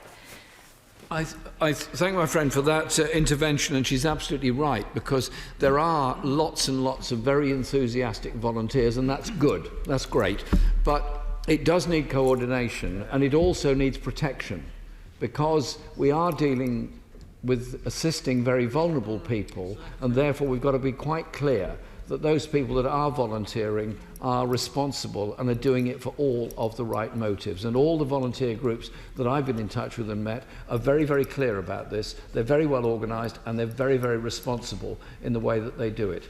And I thank them for it.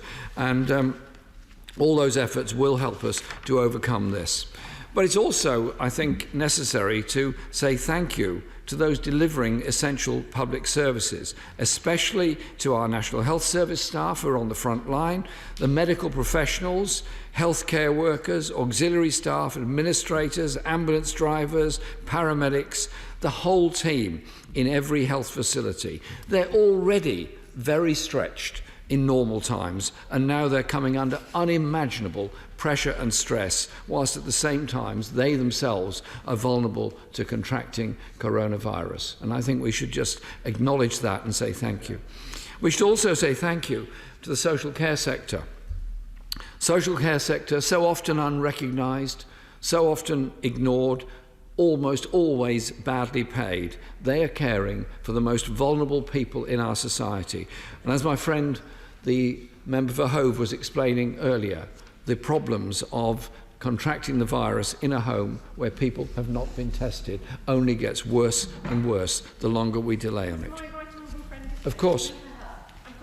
Right honourable friend, I completely agree with his approach and the fact that we should all be giving a socially distanced hug to these care workers and other precarious parts of the economy, in employment, in housing. Would he not agree with me that against all this background of the biggest crisis that we'll ever know, we do need a collective approach, and policies like nationalising the railways, providing an economic stimulus to kickstart our economy, free broadband actually don't look so outlandish after all?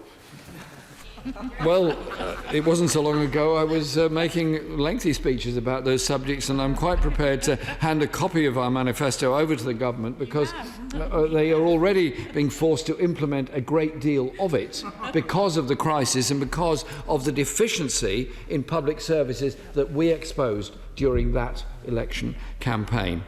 And so, Mr. Speaker, Madam Deputy Speaker, yes, of course, yeah.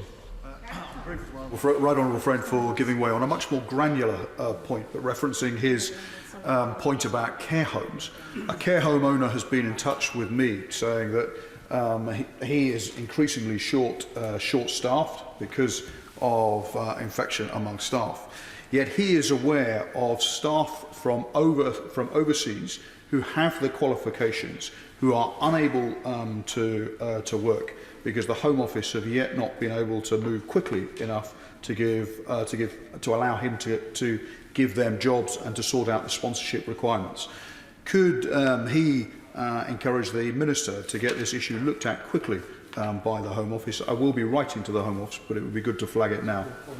My friend makes a very strong point and a very good point on this, and this indeed has been raised by my friend the Shadow Home Secretary and others on many occasions, because it is absurd that we have highly skilled people in our society who are awaiting a letter from the Home Office before they're able to contribute to our society. We're talking care workers, we're talking doctors, we're talking social workers, we're talking all sorts of highly skilled people. They want to contribute to help us out. So I absolutely agree with what he said, and I strongly support the view that he's putting forward to the Home Secretary. I think we should also just pay a moment to say thank you to civil servants in the Department of Health and other departments are putting in incredibly long hours. I talk to people in my own local authority, local government workers, working really, really hard to try to make sure the community and the society is safe.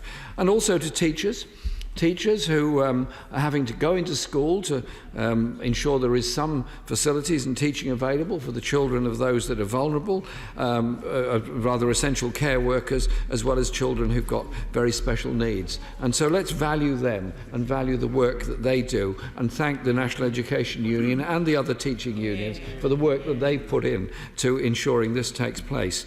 And also those that deliver stuff. Yes, delivery workers, delivery riders and delivery companies, and also our postal workers for what they do. And they've suspended their industrial action, their wholly justified, I may say, industrial action, in order to make sure that essential deliveries can carry on throughout this crisis. And I think we should say thank you to the Communication Workers Union and to them for all of this. When we talk about key workers, Mr. Speaker, it's not only those I've mentioned that keep society going. On Monday, the member for North West Hampshire said, and I quote, "When we emerge from this crisis, there will be a general reassessment about who is important in this country and what a key worker means." I think he's absolutely right. We can all now see that jobs that are never celebrated are absolutely essential to keep our society going. Think of the refuse workers, the supermarket shelf stackers, the delivery drivers, the cleaners. Those grades of work are often dismissed as low-skilled. Low-skilled. But I ask them this question: who are we least able to do without in a crisis? The refuse collector or the billionaire hedge fund manager? Who is actually doing more for our society at this very moment? Let's value people for the contribution they make. Respect the skill of the cleaner, the refuse worker, the postal delivery worker, all of those. Let's have respect for those that actually are part of the glue of our society.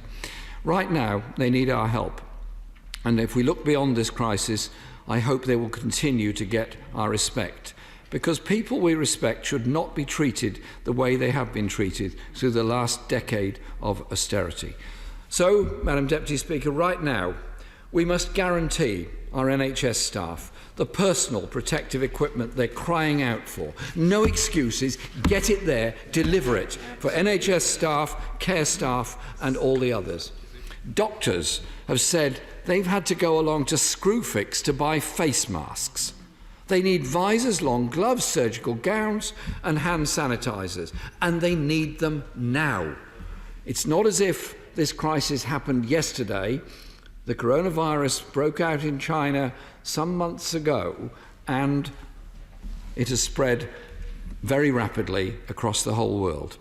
One doctor was quoted as saying, "I feel totally abandoned.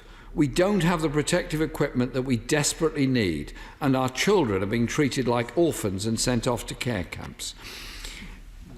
NHS staff are putting themselves on the line for the rest of us. We must not let them down for a moment longer. It's a matter of their safety and the safety of their patients. And for the same reasons, let's test all our NHS staff for the virus as quickly as possible. And it's an absolute requirement to accelerate testing throughout the population. Test, test, test. As Dr. Tedros Adhanom Ghebreyesus the head of the World Health Organization, instructed all of us to do quite some time ago. And I want, if I may, Mr. Speaker, to pay tribute to him and the World Health Organization for their steadfast and calm leadership during this crisis, and pointing out that there is a world pandemic going on and some countries are better able to cope with it than others. And as we look beyond this crisis, our NHS staff should be treated with respect. That means ensuring the health service in which they work is well funded, bringing down their levels of stress, which are enormous, and ending the threat of privatisation of their jobs and the outsourcing of services within our NHS hospitals. Right now, Mr. Speaker, can we also ensure our social workers... Madam Deputy Speaker, I beg your pardon. Ensure that our social workers have the very best protective equipment they need, and also full testing for them. But, Madam Deputy Speaker, they also need financial security. I raised this issue at Prime Minister's Question Time 4 weeks ago. A quarter of social care workers are on 0 hours contracts. Their job is to travel, as we know, from house to house, making contact with those often at the highest risk of death from this virus.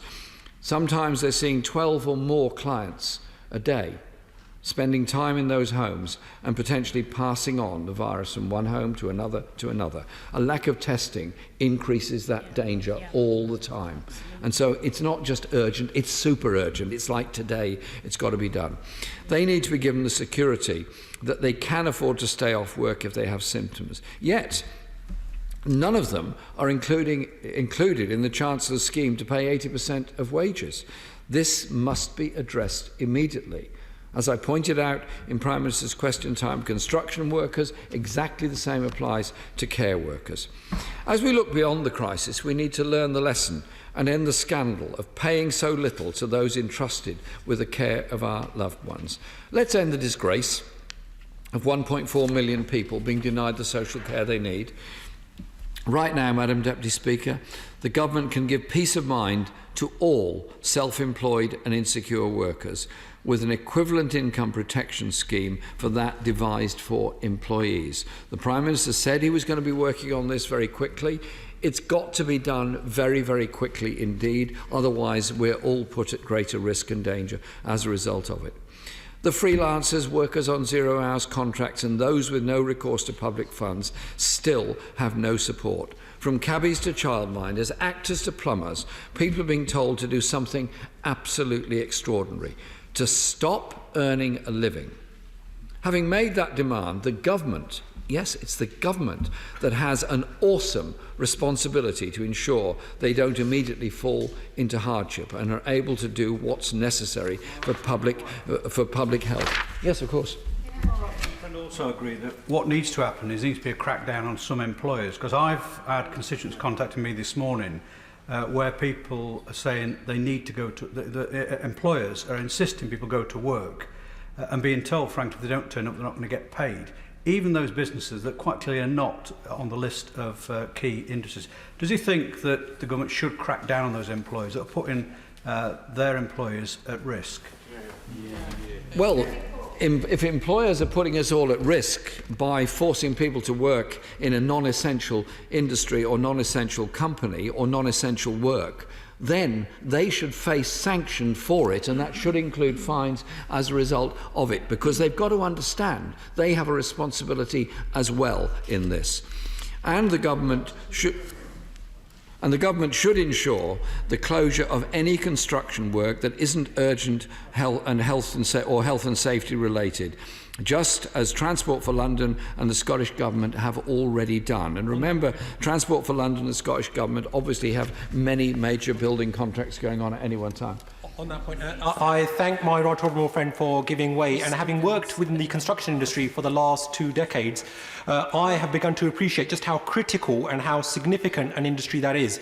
But would my right honourable friend agree that because of the government's mixed messages and the lack of support for the so many within that industry that are self-employed, freelancers, working on consultancy or on 0 hours contracts, they are now left in the unenviable position of having to get onto the tube, get to work, because they have no other source of income. And that is why the government must step in, give a clear and concise message and give support to those self-employed workers within the construction industry.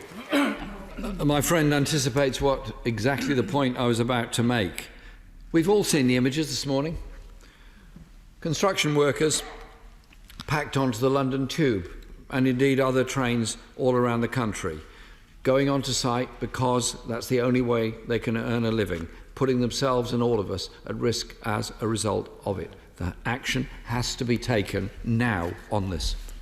I'm grateful to the Leader of the Opposition. Isn't there also a responsibility on government contractors? I'm thinking Atos, Adico, those who have call centres, who are telling at-risk employees to attend their work. Isn't that a disgraceful situation, and shouldn't the government intervene in that too? It is, and I thank the member for that intervention, it is absolutely disgraceful and totally unnecessary.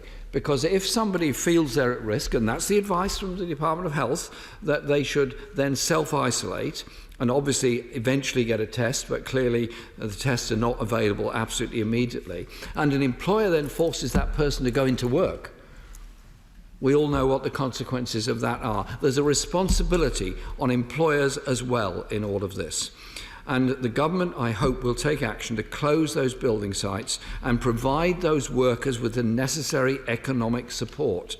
And say to those building companies, this shouldn't be taken as an opportunity to cut 20% off the wages of your workers. You're getting 80% from the public funds. You should make up the rest with the profits you're already making from those big construction projects.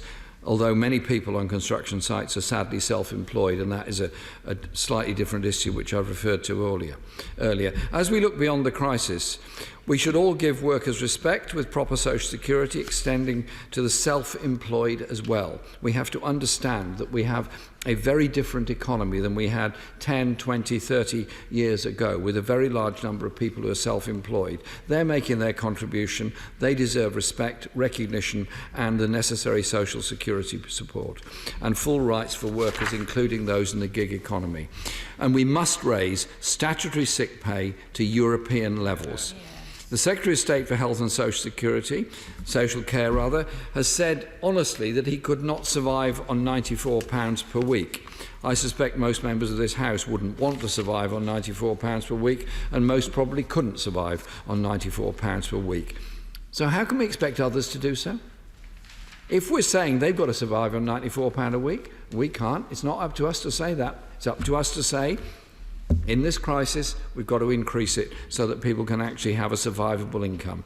And we look beyond the crisis. No one should become poor just because they become ill. Many people have been shocked, and I've spoken to self-employed people who are shocked to find just how low statutory sick pay is. They imagined statutory sick pay was something that was actually something you could live on. They didn't realise what it actually was. And also, even more shocked to find that disabled people on employment and support allowance are expected to survive on £73 per week, as are those on job seekers allowance. These figures are disgraceful. You cannot live on that sort of money. So people are going to be forced to take risks and therefore put us all at risks. And for carers, it's even less. The carers allowance is just £66 per week. It's simply unacceptable. Right now, Madam Deputy Speaker, we have to give support and security to renters, those renting in the private rented sector. The government has promised 20 million of them a ban on evictions, and then they've broken the promise. If its emergency legislation doesn't stop people losing their home due to coronavirus, it just gives them 3 months in which to pack their bags. This public health emergency will become a housing and homeless emergency if the government doesn't change course now on the treatment of people in the private rented sector. All of us represent a large numbers of people in the private rented sector, no more so than my friend from Brighton, who I know represents a very large number, and I'm happy to give way to him. Thank you. Does he agree with me that there's a real problem that rents might increase straight after this crisis is over? Many mortgage companies are not offering a mortgage holiday, but payment deferral that will be rolled in to mortgage payments later on, those landlords will likely pass that on to tenants, and tenants will be evicted the month after this crisis is over. And there needs to be some control on rents expanding straight after this finishes. Well, my friend understands the issue very well and obviously represents his constituency extremely well, where I know a lot of his constituents are in that situation. We have to have a better regulation of the private rented sector with security of tenure, with rent levels that are realistic, but we also have to have the spirit of what was said, which was there was going to be a protection of people in the future. The danger that he pointed out is the opposite, that will just merely put costs up in a few months' time. And remember, if somebody has a mortgage and they private rent, they're going to pass on the cost of the mortgage to the private renter. And that's the problem that he quite rightly emphasises. Shelter has estimated, I'll give you 1 second, has estimated that 20,000 eviction proceedings are already in progress and will go ahead over the next 3 months unless the government acts to stop them. I thank my right honourable friend for giving way, and he's making such a powerful speech. But just last week, when the Prime Minister assured us that he was bringing forward legislation to prevent private renters from eviction, 76-year-old Pauline in my constituency received a letter 2 days later saying that she would be evicted on May the 13th. She's been in that property for 13 years. She's paid every month on time. And how on earth is she supposed to go and find another property if she's not even allowed out of the house? Well, exactly. How on earth can she go around looking at places if she's not allowed out of the house? It's absurd. Labour's demands are very clear. Ban evictions for 6 months, suspend rent for those affected by coronavirus. It's going to cost, and it's the right thing to spend it on so it protects people in their housing. And as we look beyond this crisis, let's give greater tenants rights and control exorbitant levels of rent. We need real solutions to the housing crisis, as my friend the Shadow Housing Secretary has said on many occasions. And please, let's end rough sleeping and homelessness once and for all. We are the 5th richest country in the world. It is not necessary, in fact, it is a national disgrace that there are so many people sleeping rough in our society. And again, the coronavirus has shown just how vulnerable we are to the health of the most desperate and poorest people in our society. And I want to pay tribute to the Mayor of London, Sadiq Khan, whose team have worked tirelessly to secure hotel accommodation for rough sleepers. Well done, Sadiq, and well done the team, aiming to get 3,000 hotel rooms for people who've been sleeping rough on the streets of London. And I know that the other mayors in Greater Manchester, on Mersey City region and others are doing everything they can to do exactly the same. The government can make a pledge today that anyone who was homeless before the pandemic won't be returning to the streets at the end of the pandemic. If we can house people in a crisis, we can keep them housed when it's over. Right now, we need to support all of our public services as they face their greatest test. Sorry? Yes? Does my little friend share my concern for that particular group of victims who are people who have no recourse to public funds? They cannot work in a situation where so much of the economy has been closed down, and they have no legal rights to benefits of any kind, even the paltry level of benefits the government is talking about. These are people, not the only group, but these are people who face destitution. I raised it with the Home Secretary on Monday. We have still not heard anything about what the government is going to do to protect people and their children who have no recourse to public funds. I thank my friend for that intervention and what she's said and what she's doing about it, because there are people with no recourse to public funds all over the country.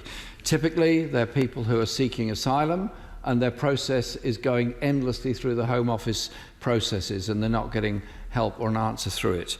There are many groups that are doing their best to help them. I pay tribute to the North London Liberal Synagogue for what they do with their monthly drop-in sessions for people and the support that they give them, and many, many others. But it shouldn't be down to charities to do it.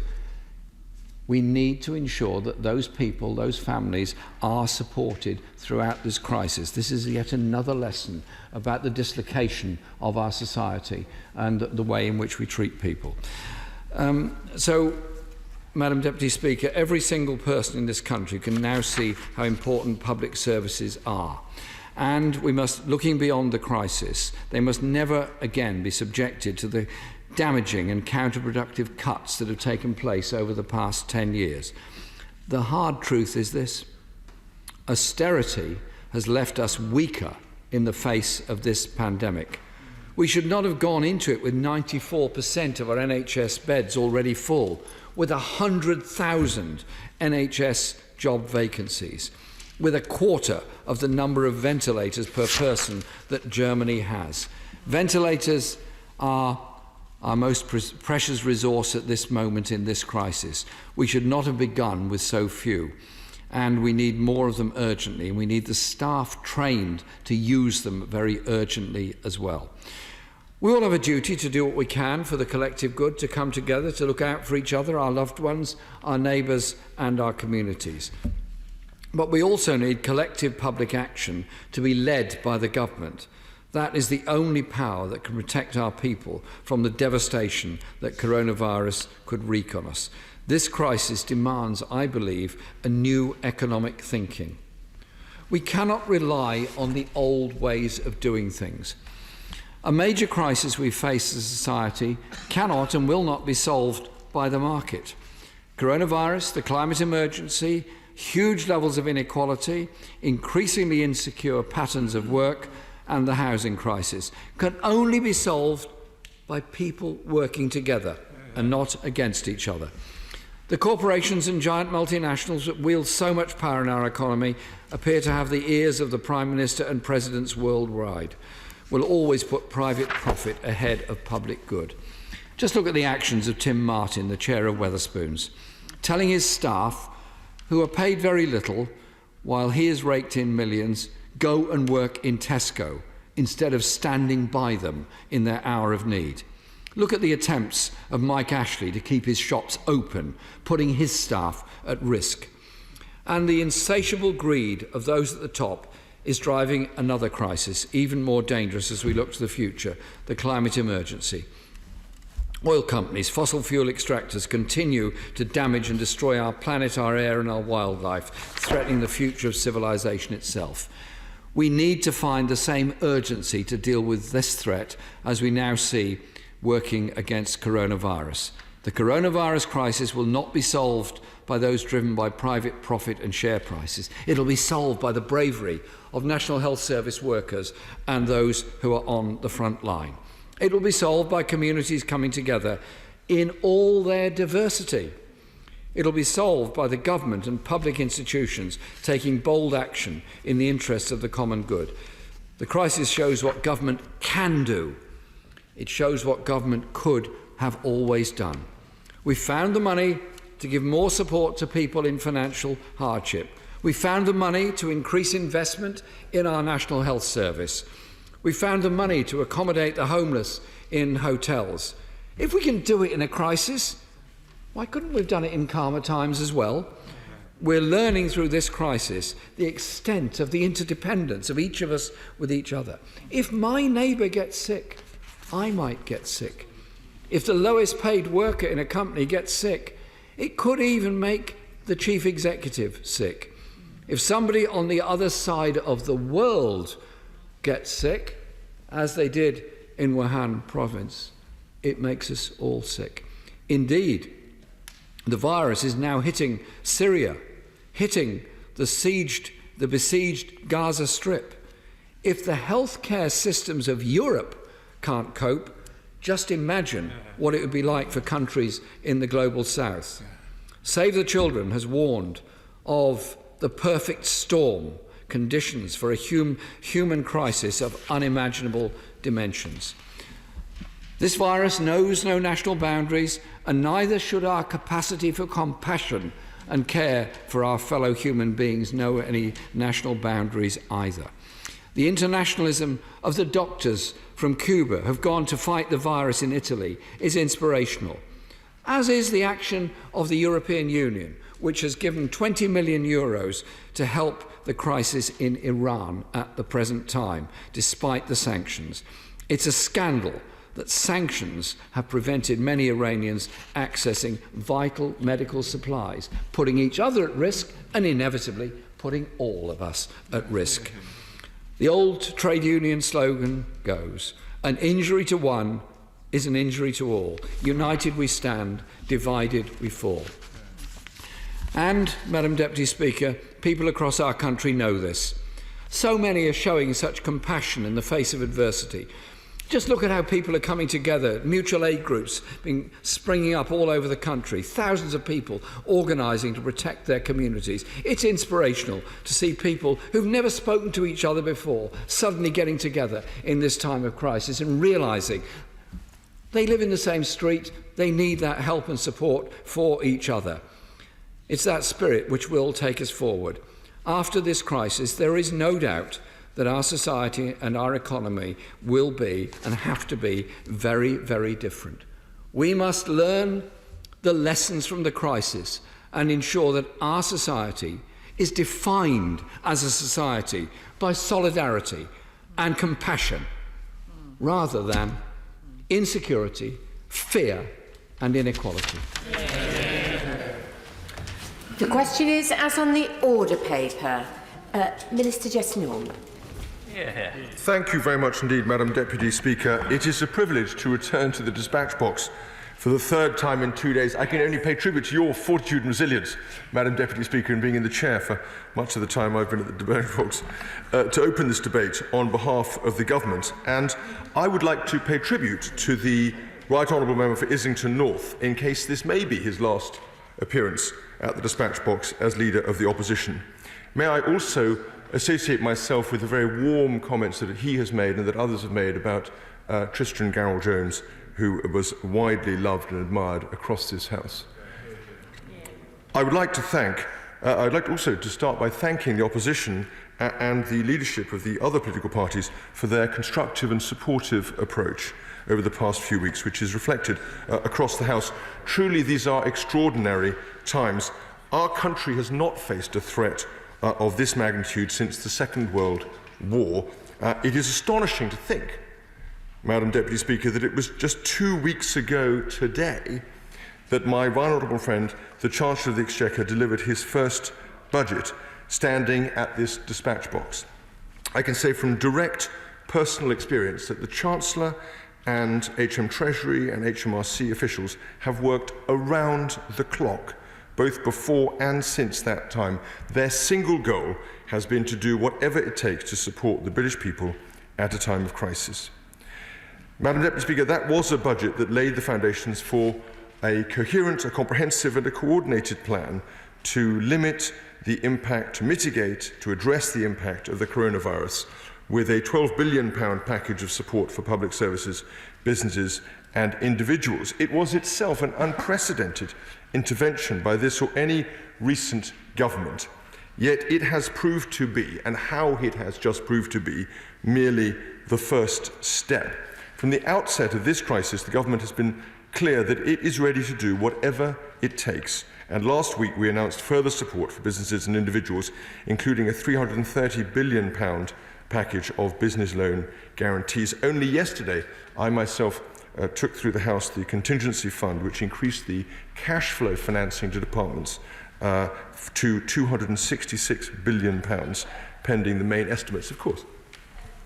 The Secretary of State, Kim Gray. Can I just, there are reports that the small business, the self-employed, announcements will be made on Thursday at the point when this House won't be sitting. Can the Minister guarantee us that there will be some mechanism that we can question and prod the government and get responses from those announcements which will be made when we're no longer here? Well, I thank the Honourable Lady for her question. As she'll be aware, and we're all aware, very aware of the issue relating to self-employed, and the Prime Minister has said, and Chancellor said, that we'll be coming forward with a package shortly. What I would say to her is that this House rose, I think, by the common assent of all the political parties and in the knowledge that it was in the face of a crisis.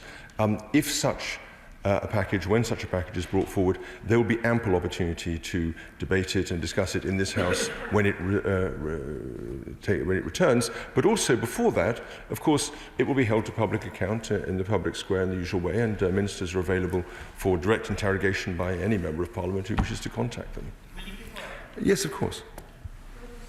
Would the Minister arrange a Zoom call with all of us when that package is announced so we can be briefed and discuss it?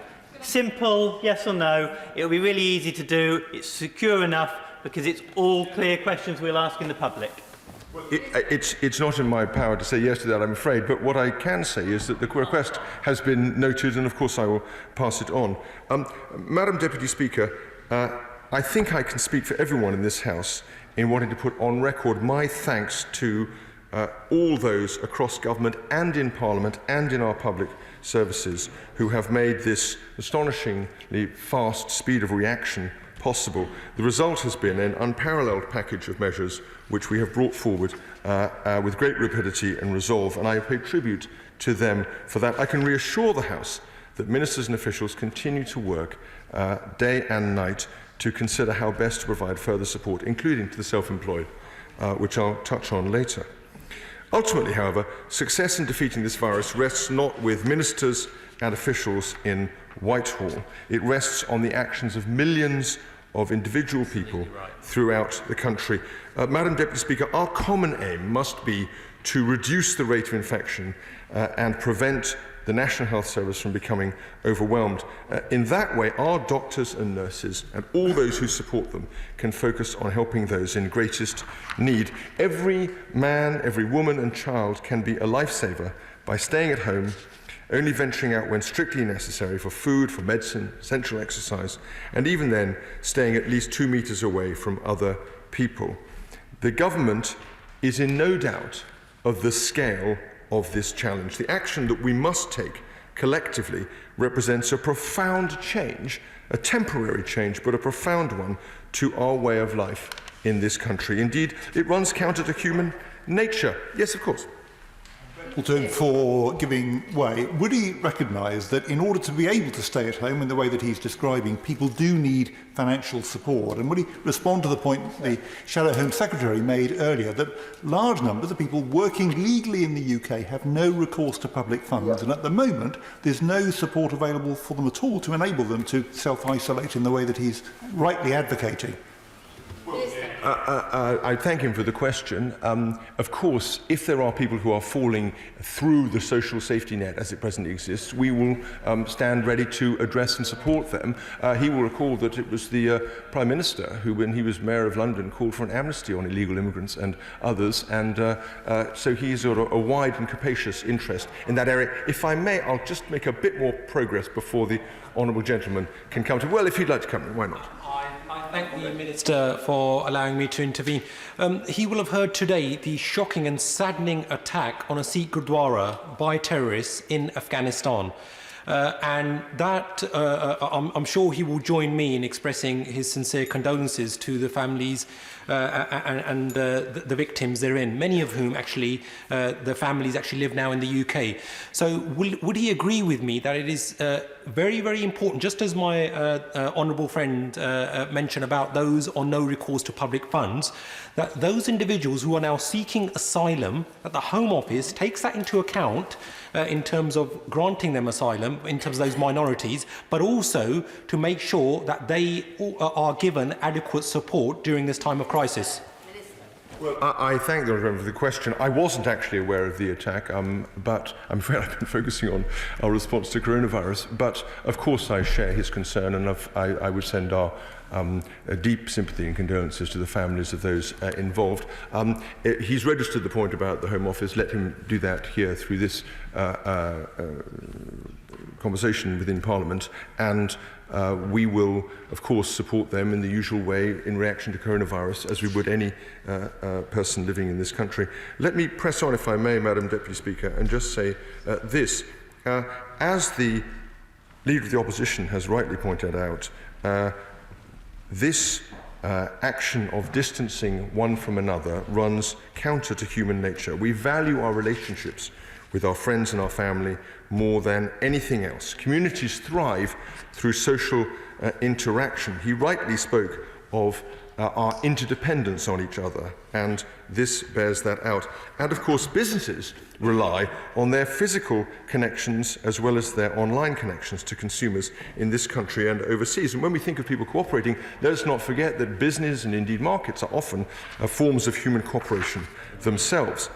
But however difficult, however painful this may be, at the present moment, it is nevertheless essential. We must all play our parts in this gigantic collective effort. Only through discipline, through patience and community spirit can we turn the tide together. Now is the time for the country to come together behind this goal. As Burke said, a nation is a moral idea. It is the legitimacy of the nation that underwrites our capacity to intervene in people's lives, and it is only by believing in each other that we will succeed in doing so. And the response we've seen from across the United Kingdom, Madam Deputy Speaker, has already been magnificent. From the thousands of former medical staff now returning to the front line alongside student nurses who have opted to begin their NHS careers early, to the world-class engineering firms working with us to ramp up production of ventilators, to the men and women of our armed forces, regular and reserves, stepping up once again to serve their country. I can't think of them coming from Hereford as I do without paying them a special tribute as well. But I would also pay tribute, as he has done, to the thousands of key workers, shop assistants, pharmacists, delivery drivers, cleaners, police, firefighters, teachers, and many, many others who are keeping essential services running at this critical time. And of course, to the legions of volunteers who are mobilising to support the elderly and vulnerable in their community. I have myself signed up for this NHS volunteer programme, and it was a very straightforward process, and any member of this House who feels so inclined, I would encourage them to do the same thing.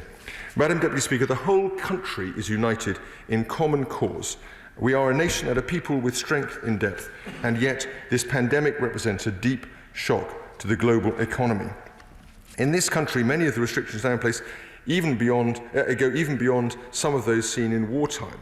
There is concern amongst business for the future. There is concern amongst people for their jobs and wages. There is concern amongst all of us for our loved ones and our neighbours, and we in government recognise all those concerns.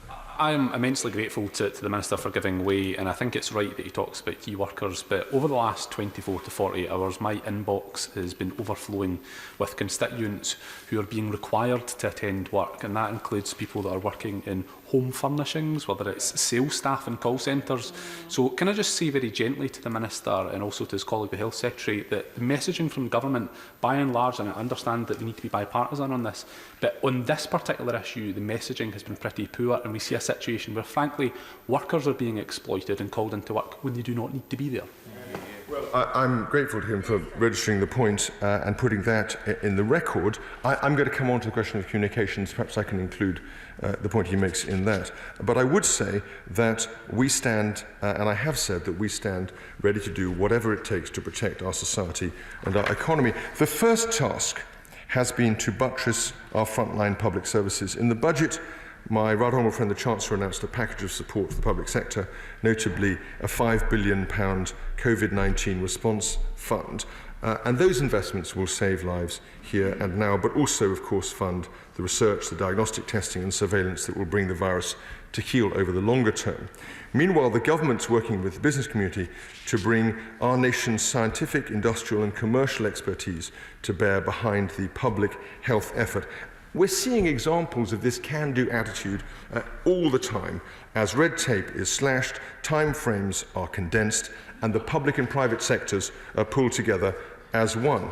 Let me just give one example, if I may, Madam Deputy Speaker. HMRC are fast-tracking applications to authorise the production and use of denatured alcohol. That means Scottish distilleries and others can turn the ethanol they have over to the production of alcohol-based hand sanitizer. The usual turnaround time for such requests is 45 days. Since the beginning of March, HMRC has cut that to 5 days. And the result has been that an additional 2.5 million litres of alcohol for sanitizer has been authorised in the last 3 weeks. And now we've gone even further and as announced on the 23rd of March, licensed distillers and gin producers operating in excise warehouses may now use their stocks to produce hand sanitizer without HMRC approval, provided it is made to World Health Organization standards or the alcohol used is denatured to the prescribed formulations. Here, as elsewhere, we see a common approach, decisive action as soon as we can take it, then feedback often from colleagues across Parliament and improvements as we go. We now have excellent consolidated information on coronavirus available through a single link on gov.uk, and we have specific guidance for businesses from the Department for Business, Energy and Industrial Strategy on a new webpage. I had a text message myself from the government yesterday, Madam Deputy Speaker. The PM's broadcast was watched by 27 million people. So I think it's fair to say the message is getting out there. Madam Deputy Speaker, we've even had ministers leaving behind their red boxes in order to work online. You know we must be in the grip of a national crisis when ministers leave behind their red boxes. Madam Deputy Speaker, yes, of course. I thank the Minister, and I'm pleased that he's giving us some good news this advertising campaign at last, because it seems to have been a bit slow. I wonder if he could shed light on two categories of sort of anomalous businesses that have contacted me. Button's Nanny Agency. They say that domestic staff fall into a category where they do have to physically turn up, but it's not clear whether they're amongst the 80% that will have the retention of their salary. They're in a strange, anomalous position. Would you know what is to be done about them? And also West London English School. So it's a private language school. They fall above the rateable value level, but they are an educational service. They're very worried. They're about to shut down. Many of my businesses are above that 51,000 because it's London, it's different. Could you do something for them? And then just very briefly, the domestic violence is set to rise. Where's the abortion amendment gone? It seems to have vanished. Many of us are concerned about that. Madam Deputy Speaker, I was just discussing the process of improving the government response through feedback, often from colleagues, and so I'm very grateful to the Honourable Lady for giving the feedback she has in those specific areas, and in so doing she will have activated government processes with the relevant departments which will then look at the areas that she's mentioned, and I thank her for that. Let me say that overall, of course, Thank the Minister for giving way. And in that spirit of clarifying anomalies, I have been contacted by many businesses who tell me that as they do not have business premises or they work in co-working spaces, they are not eligible for the business. They appear not to be eligible for the business grants. I can understand they would not be eligible for the rate support, but I don't understand why they would not be eligible for business grants. And also that the loans from banks, they are required to put their own sort of personal homes on the line as part of those loans, and so they do not want to take them up and take out debt in this case. Well, I'm very grateful, Honourable Lady, for raising the point. I will look into the question of whether there should be any relation between business loans. I'm certainly not aware of one myself, and it ought to be possible people to claim business loans as she's described. As regards the loan interruption scheme, there is no requirement for a lender to pledge their house. But of course, there may be some form, for a borrower to pledge their house, but there may be some requirement for personal guarantees of other kinds, which would be what you would expect and which will open up lending in other ways. I would say the financial sector is very engaged on this issue. There are 40 lenders involved, and so ironing out the guidances between all of them in order to ensure a consistent picture has not been the most straightforward thing one could possibly imagine. Yes, of course. I'm grateful to him. I'll just read out what Barclays is saying to businesses on the matter of personal guarantees. Loans will have to have a director's guarantee, or in a case of partnerships and sole traders, you will be personally liable. If the only asset you have is your personal home, it amounts to the same thing. Will he deal with this problem? Because what's happened in the case of the company who read this out to me is they will now have to lay off their staff and close, so won't be eligible for the furlough scheme. This is going to hit workers as well as businesses. Well, I thank the Honourable. I can't comment obviously on specific circumstances that he's describing, but I can certainly say that the Financial Secretary is working very closely with the banks to make sure that no business is forced to close as a result of the coronavirus. If I may, we've discussed this quite a lot, so I might just, since I've got quite a long speech and we've got a fair number of other colleagues who want to speak, I'm going to press on. Madam Deputy Speaker, we must face facts. It may take several weeks before this national effort, possibly longer than several weeks, is reflected in the in a fall in infection rates, and it may take longer still to defeat this virus completely. But however long it takes, we will do what we can to support businesses and workers. Under the Jobs Retention Scheme, the government will pay 80% of staff wages, up to £2,500, provided businesses keep them employed, as the House will know. The HM Revenue and Customs are working tirelessly to get this scheme up and running. The first grants will be made in a matter of weeks. Of course, businesses face cash flow concerns as well. We recognise that through the business interruption loan scheme. And of course, for larger enterprises, the Bank of England is providing a new facility to help liquidity overall, while the Revenue and Customs, HMRC, existing time to pay arrangements are available to help businesses to make ends meet. We have deferred VAT payments for the next quarter so that VAT-registered businesses will not need to pay VAT alongside their normal returns, an intervention that's by itself worth over £30 billion. And they come on top of, these measures come on top of those which were announced in the budget earlier this month. It's a particularly worrying time, as colleagues across the House have mentioned, for those who are self-employed, and I am acutely aware, all ministers are acutely aware of how deeply these concerns are felt across the House. Let me be clear that the government recognises the specific challenges that self-employed people face, and we will respond shortly. There has already been discussion, a commitment from the Prime Minister on this issue, with tailored and targeted action. As the Chancellor has said, it is very far from straightforward problem, and we are trying to be as inclusive but also as fair as possible. As of Monday, yes, of course. I thank the Minister for giving way. Could he tell us how quickly this is going to be done? Because the levels of stress out there amongst the self-employed are absolutely huge.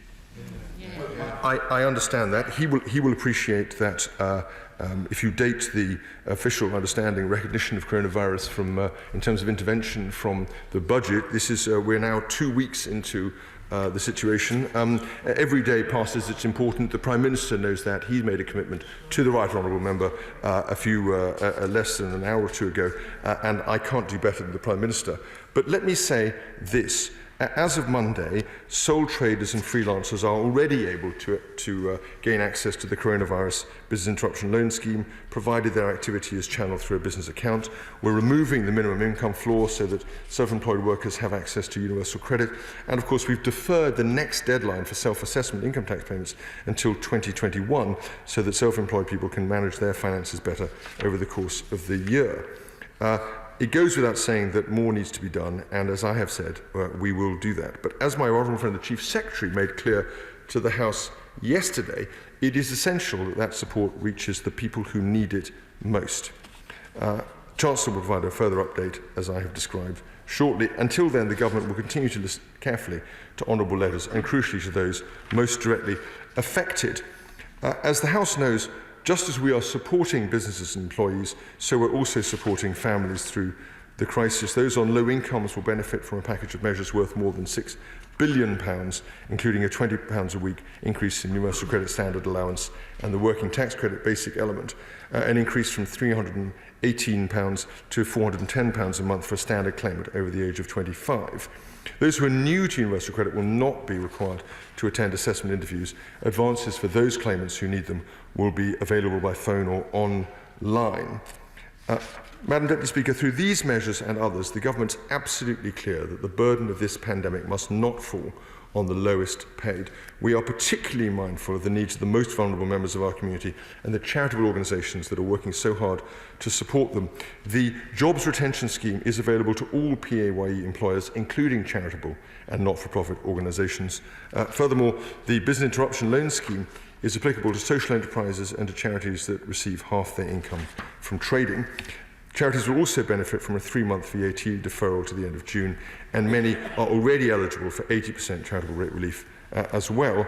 And of course, as you will know, Madam Deputy Speaker, we're giving councils an additional £500 million in hardship funding in order to ensure help is available for the most vulnerable people in our society who may be struggling to pay council tax bills. Yes, of course. very much to him for giving way. On the point of the extra funding for councils, I was talking to my council yesterday, and they think that will barely cover the number of people who will be applying for council tax relief. It would just fill that hole, and they are looking at things like the grant scheme, the loans that they're going to have to administer are going to amount to £50 million in my borough in Croydon, and there's no system in place yet to help them understand how they're supposed to administer those, how it's all going to work, and indeed how they're going to fund the support for the very vulnerable, that many of which are already struggling and are going to be struggling increasingly over the coming weeks. I thank her for registering that point. She will be aware that we've made £1.6 billion available to support local authorities, and of course we're specifically supporting them by bringing forward the cash flow element of business rates. So we are leaning into this problem hard, but I thank her for putting the concern in the record. Madam Deputy Speaker, it has been announced, as suggested, I should say, not announced, that this may be the Leader of the Opposition's final outing at the dispatch box. I'm sure the House will not welcome that, but let me just leave it to others to write any political verdict or obituaries that may come. But I would say this, no one, certainly not I, would doubt in this House the sincerity and the commitment that he has shown to his beliefs over many, many years. However vigorously we may disagree with them. For myself, I believe in a big society rather than a big state. But let us be clear, in a time of national crisis, both will be needed. And one final thing, I think I can speak for my colleagues on the Conservative benches in saying we will be sad to see him go. The coming weeks may be difficult. The action we must take has far-reaching consequences for our economy and our society, and yet it has the power to save thousands of lives. Throughout this time, the government will continue to listen to the concerns of honourable members, right honourable members, and of the public. The government has already delivered one of the most generous and comprehensive interventions of any government in the world, and we stand ready to do more. We will make every effort to safeguard people's jobs and livelihoods, to support our public services and local communities, and to preserve and protect businesses large and small across the country. Our message is this: we've got your back, and together we will defeat this virus, and the Britain that emerges from this pandemic will not only be stronger and more resilient, but more united too. Ian Blackford. Thank you, Madam Deputy Speaker, and it's a considerable pleasure to speak in this debate on the motion that's been brought by my right honourable friend, the Leader of the Opposition. It's always been a privilege to follow in debate, as I often have to do, as it is very much on this occasion. We are now a number of weeks into this emergency, and yet its impact and the measures required to fight it remain shocking to all of us. This virus has not alone come to dominate everything that we do, but it also dominates all our thoughts. It is truly all-consuming. The misery of this virus will undoubtedly come to define this period, but it must not come to define how we as human beings have responded to it. As we collectively face into the difficulties of the weeks and months ahead, it is right too that we reflect on all that is good about the human spirit of service and sacrifice that reaches into every corner of these islands. That duty and sacrifice has already been seen day after day across our communities, in our health services, our police, our carers, our civil servants, our small businesses, and so much more.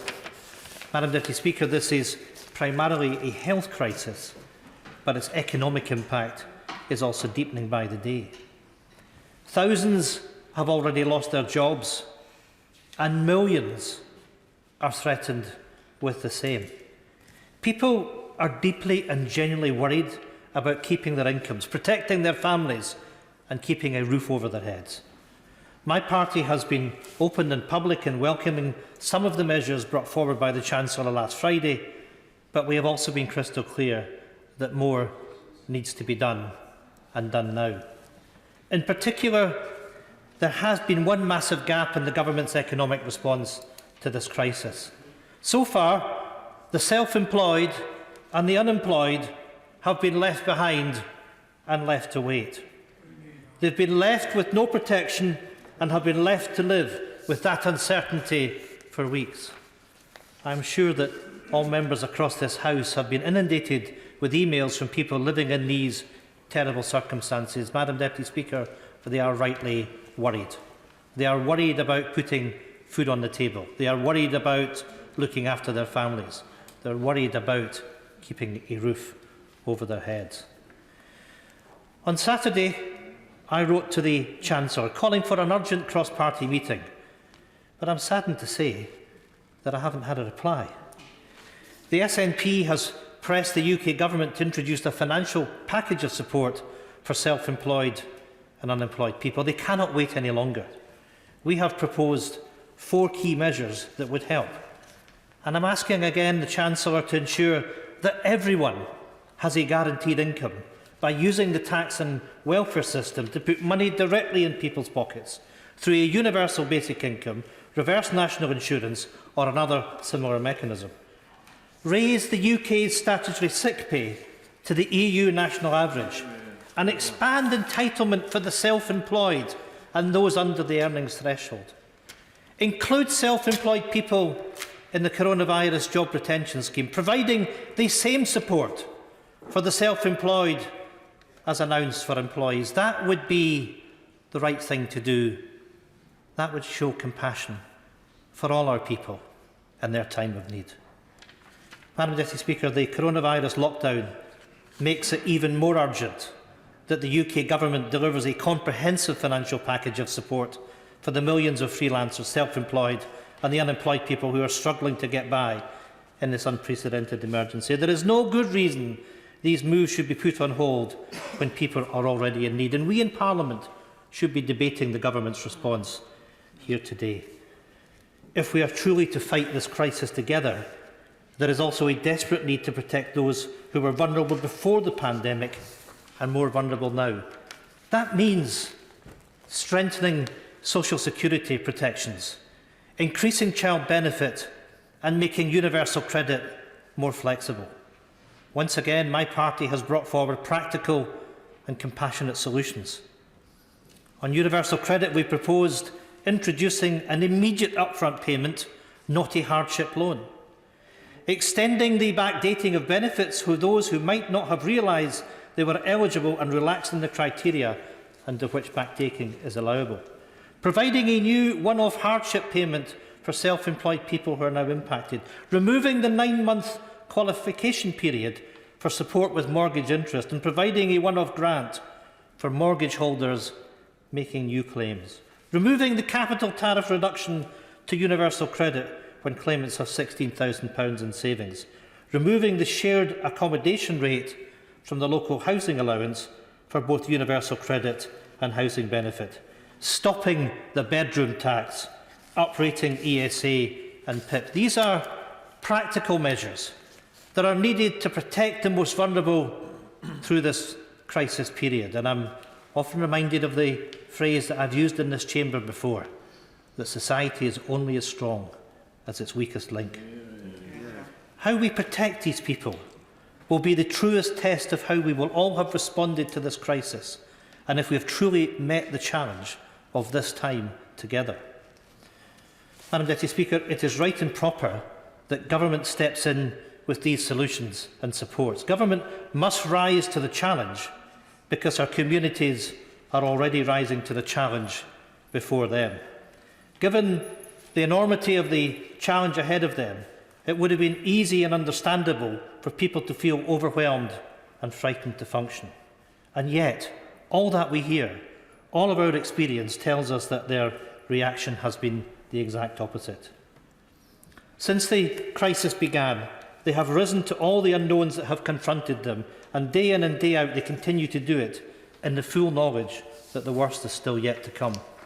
It is their spirit and their example that strengthens our faith that we will get through this together. It is that partnership across every single aspect and element of society that will see us through this crisis. It is a crisis that has suddenly reminded us of just how fragile our world is.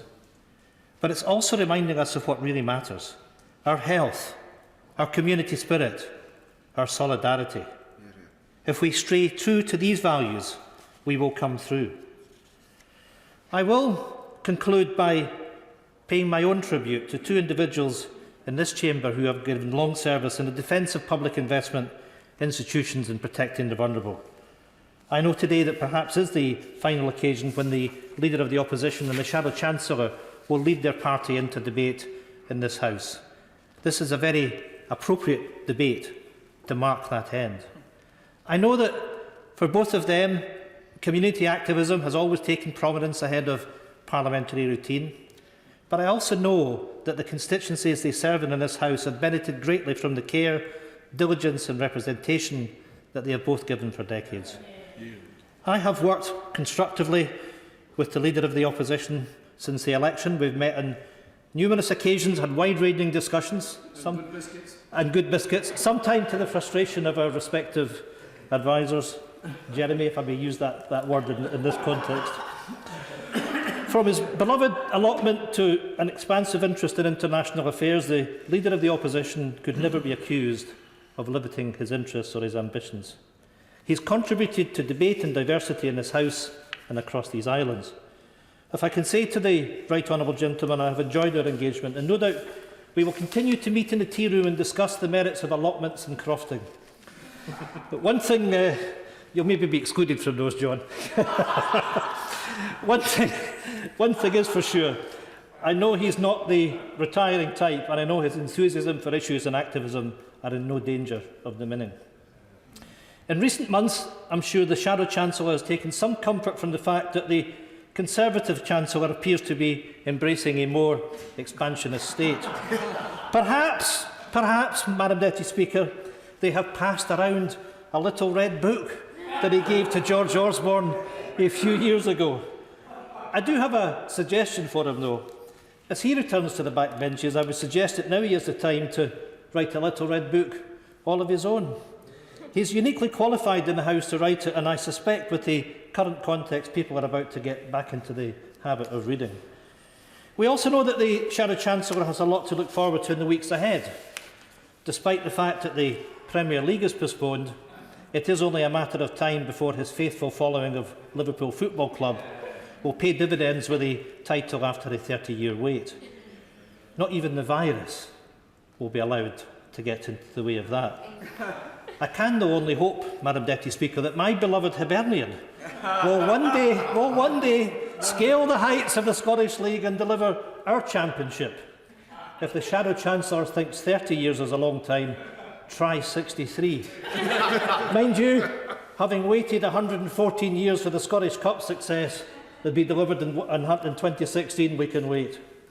Madam Deputy Speaker, I wish both these right honourable members and their families every best wish as they return to the backbenches of this House. Sir David Amos.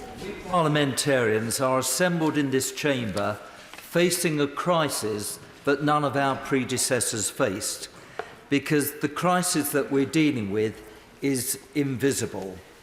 And I've listened very carefully to the proceedings from the start of the House in session this morning, and it's obvious that members of Parliament are raising a huge number of issues.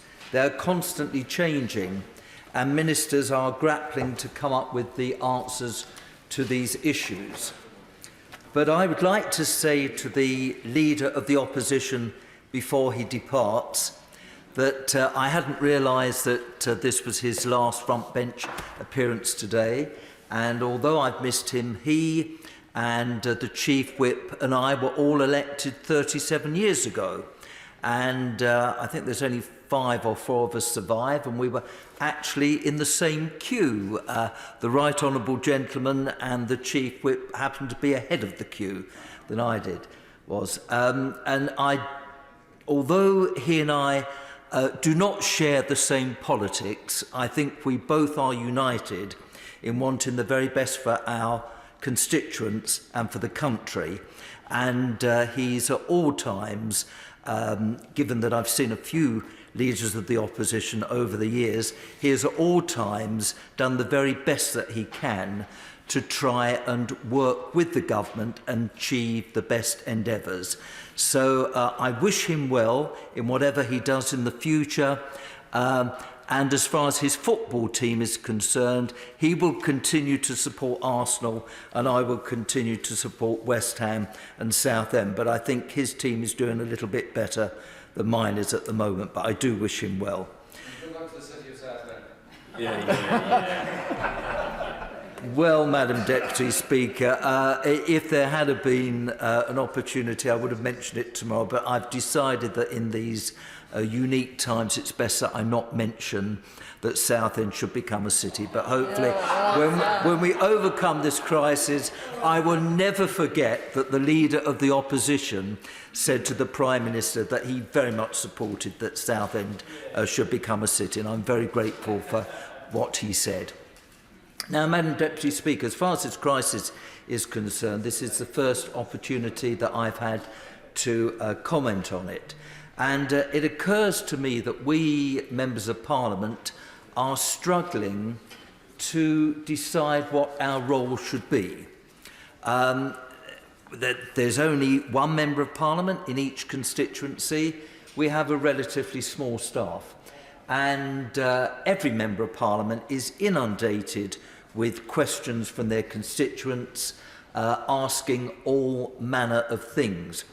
And it occurred to me that, following on from what the Leader of the House said this morning, one of the most useful things that the government could provide is a dedicated hotline. Now, I know we've got 4 dedicated hotlines already, but if there was some way to try and, through Zoom, which I'm now using and finding pretty effective, if there is some way to roll out to all Members of Parliament these dedicated hotlines, because particularly when all of us have got constituents and their families stranded abroad, that's even more frightening, really. And if there is some way that we could have a hotline just to help with that, that would be very, very useful indeed. And Madam Deputy Speaker, I don't want any of my parliamentary colleagues to take offence at this. How is the government dealing with this crisis? Well, the jury's out. We don't know how well they are dealing with the crisis at the moment. As far as my emails are concerned, the overwhelming majority of them are actually quite satisfied with the leadership that our country is getting at the moment and are full of praise. Now, that may change, but that seems to be the case at the moment. But something that has occurred to me is not all parliamentarians are blessed with great oratorical skills because the way that we deal with matters in this House has changed dramatically.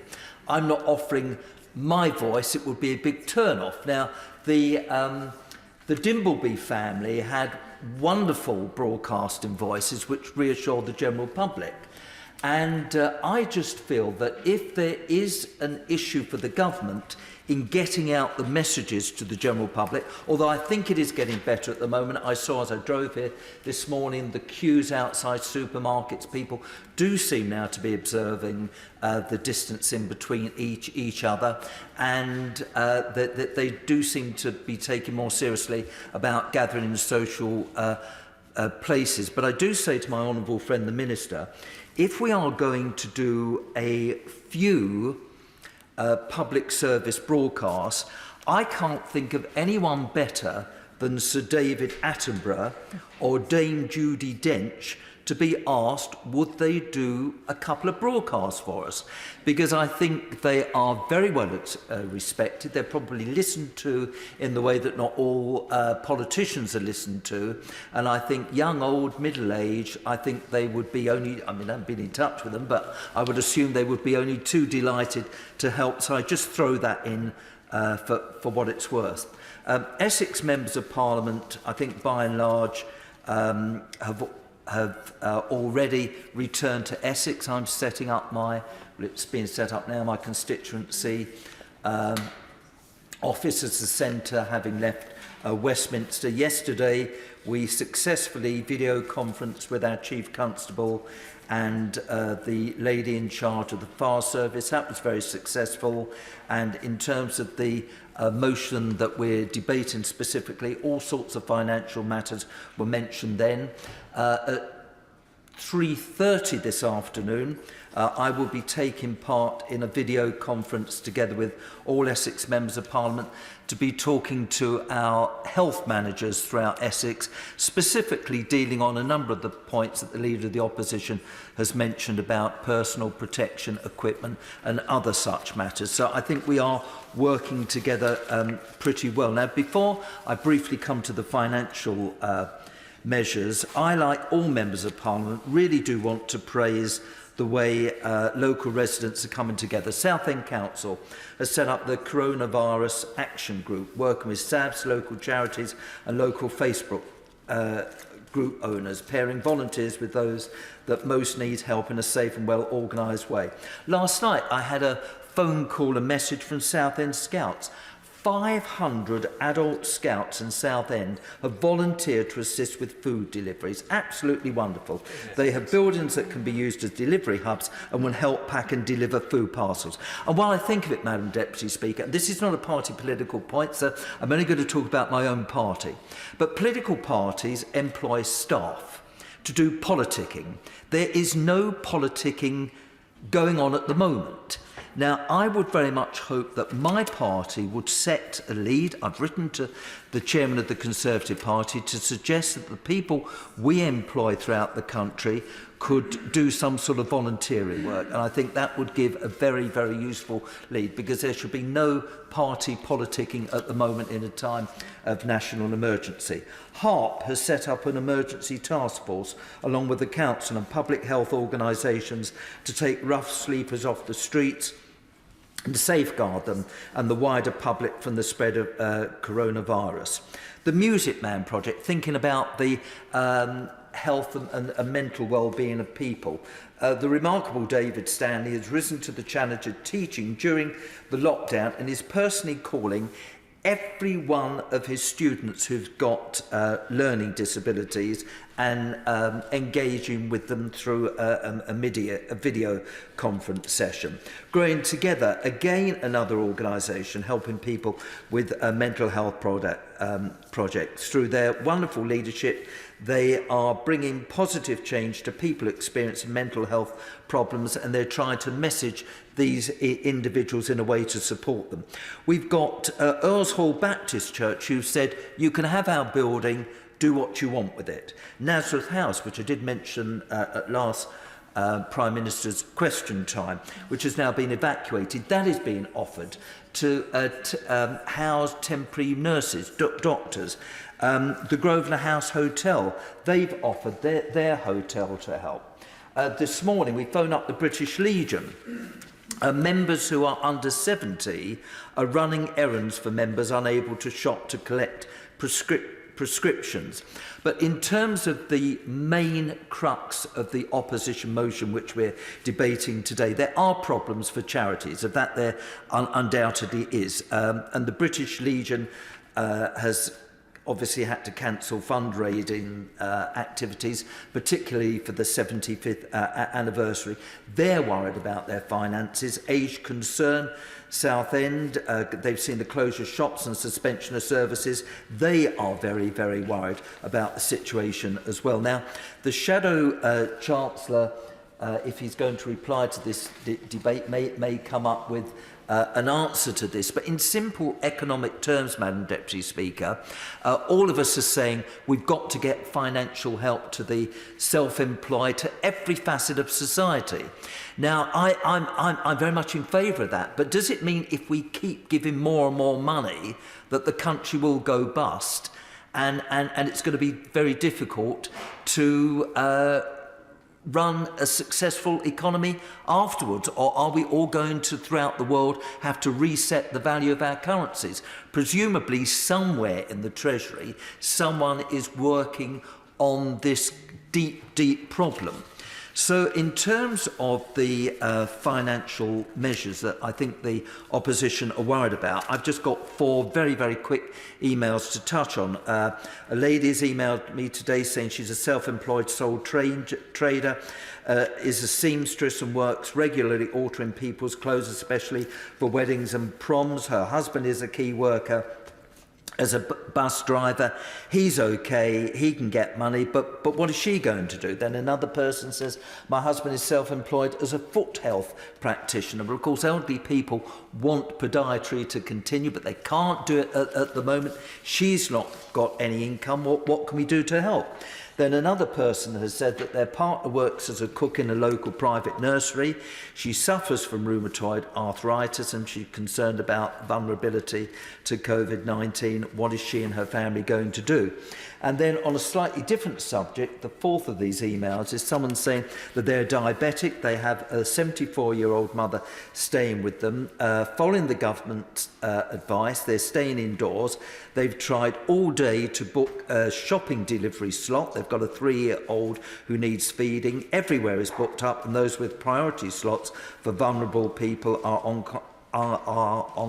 uncontactable to get added as a priority. And she says to me, quite rightly, how are we supposed to stay indoors with no food and no way of getting any? I mean, the types of lists, you know, wedding planners. I've got one daughter who married last year, another daughter going to get married this year. So you're dealing with the emotional stress of that. But of course, the people who run these businesses, who are self-employed, they're saying, what are they going to do? So I could burden my honourable friend, the Minister, and the Chancellor of the Exchequer with a never-ending list which we need answers for. And I think members of Parliament of all parties very much want the government to get through this crisis and to succeed. So I think they are genuinely not being too critical of what is happening at the moment. But having been in business before I became an MP, we as members of Parliament don't have to worry about where our salaries are coming from. We're paid for by the public person. There are many other people in that situation. But when you take the risk of running a business, that is a huge risk in itself. And then when you're self-employed and you might not put the money aside for your pension and all the other things, it's even more challenging. And I know my honourable friend, the Minister, who was wonderful in what he did to help caravan motorhomes, which of course is a drop in the ocean to what we're dealing with now. He and his team must be working on it. And I say to opposition members, I share their frustration. They obviously wanted to be here to question people when this package is announced. And we obviously aren't going to be here to question them, and whether there can be some video conferencing or not, I don't know. But there will be many questions which perhaps ministers and their advisers haven't thought about. But I say again that we as members of Parliament, with our small teams, are expected to come up with the answers.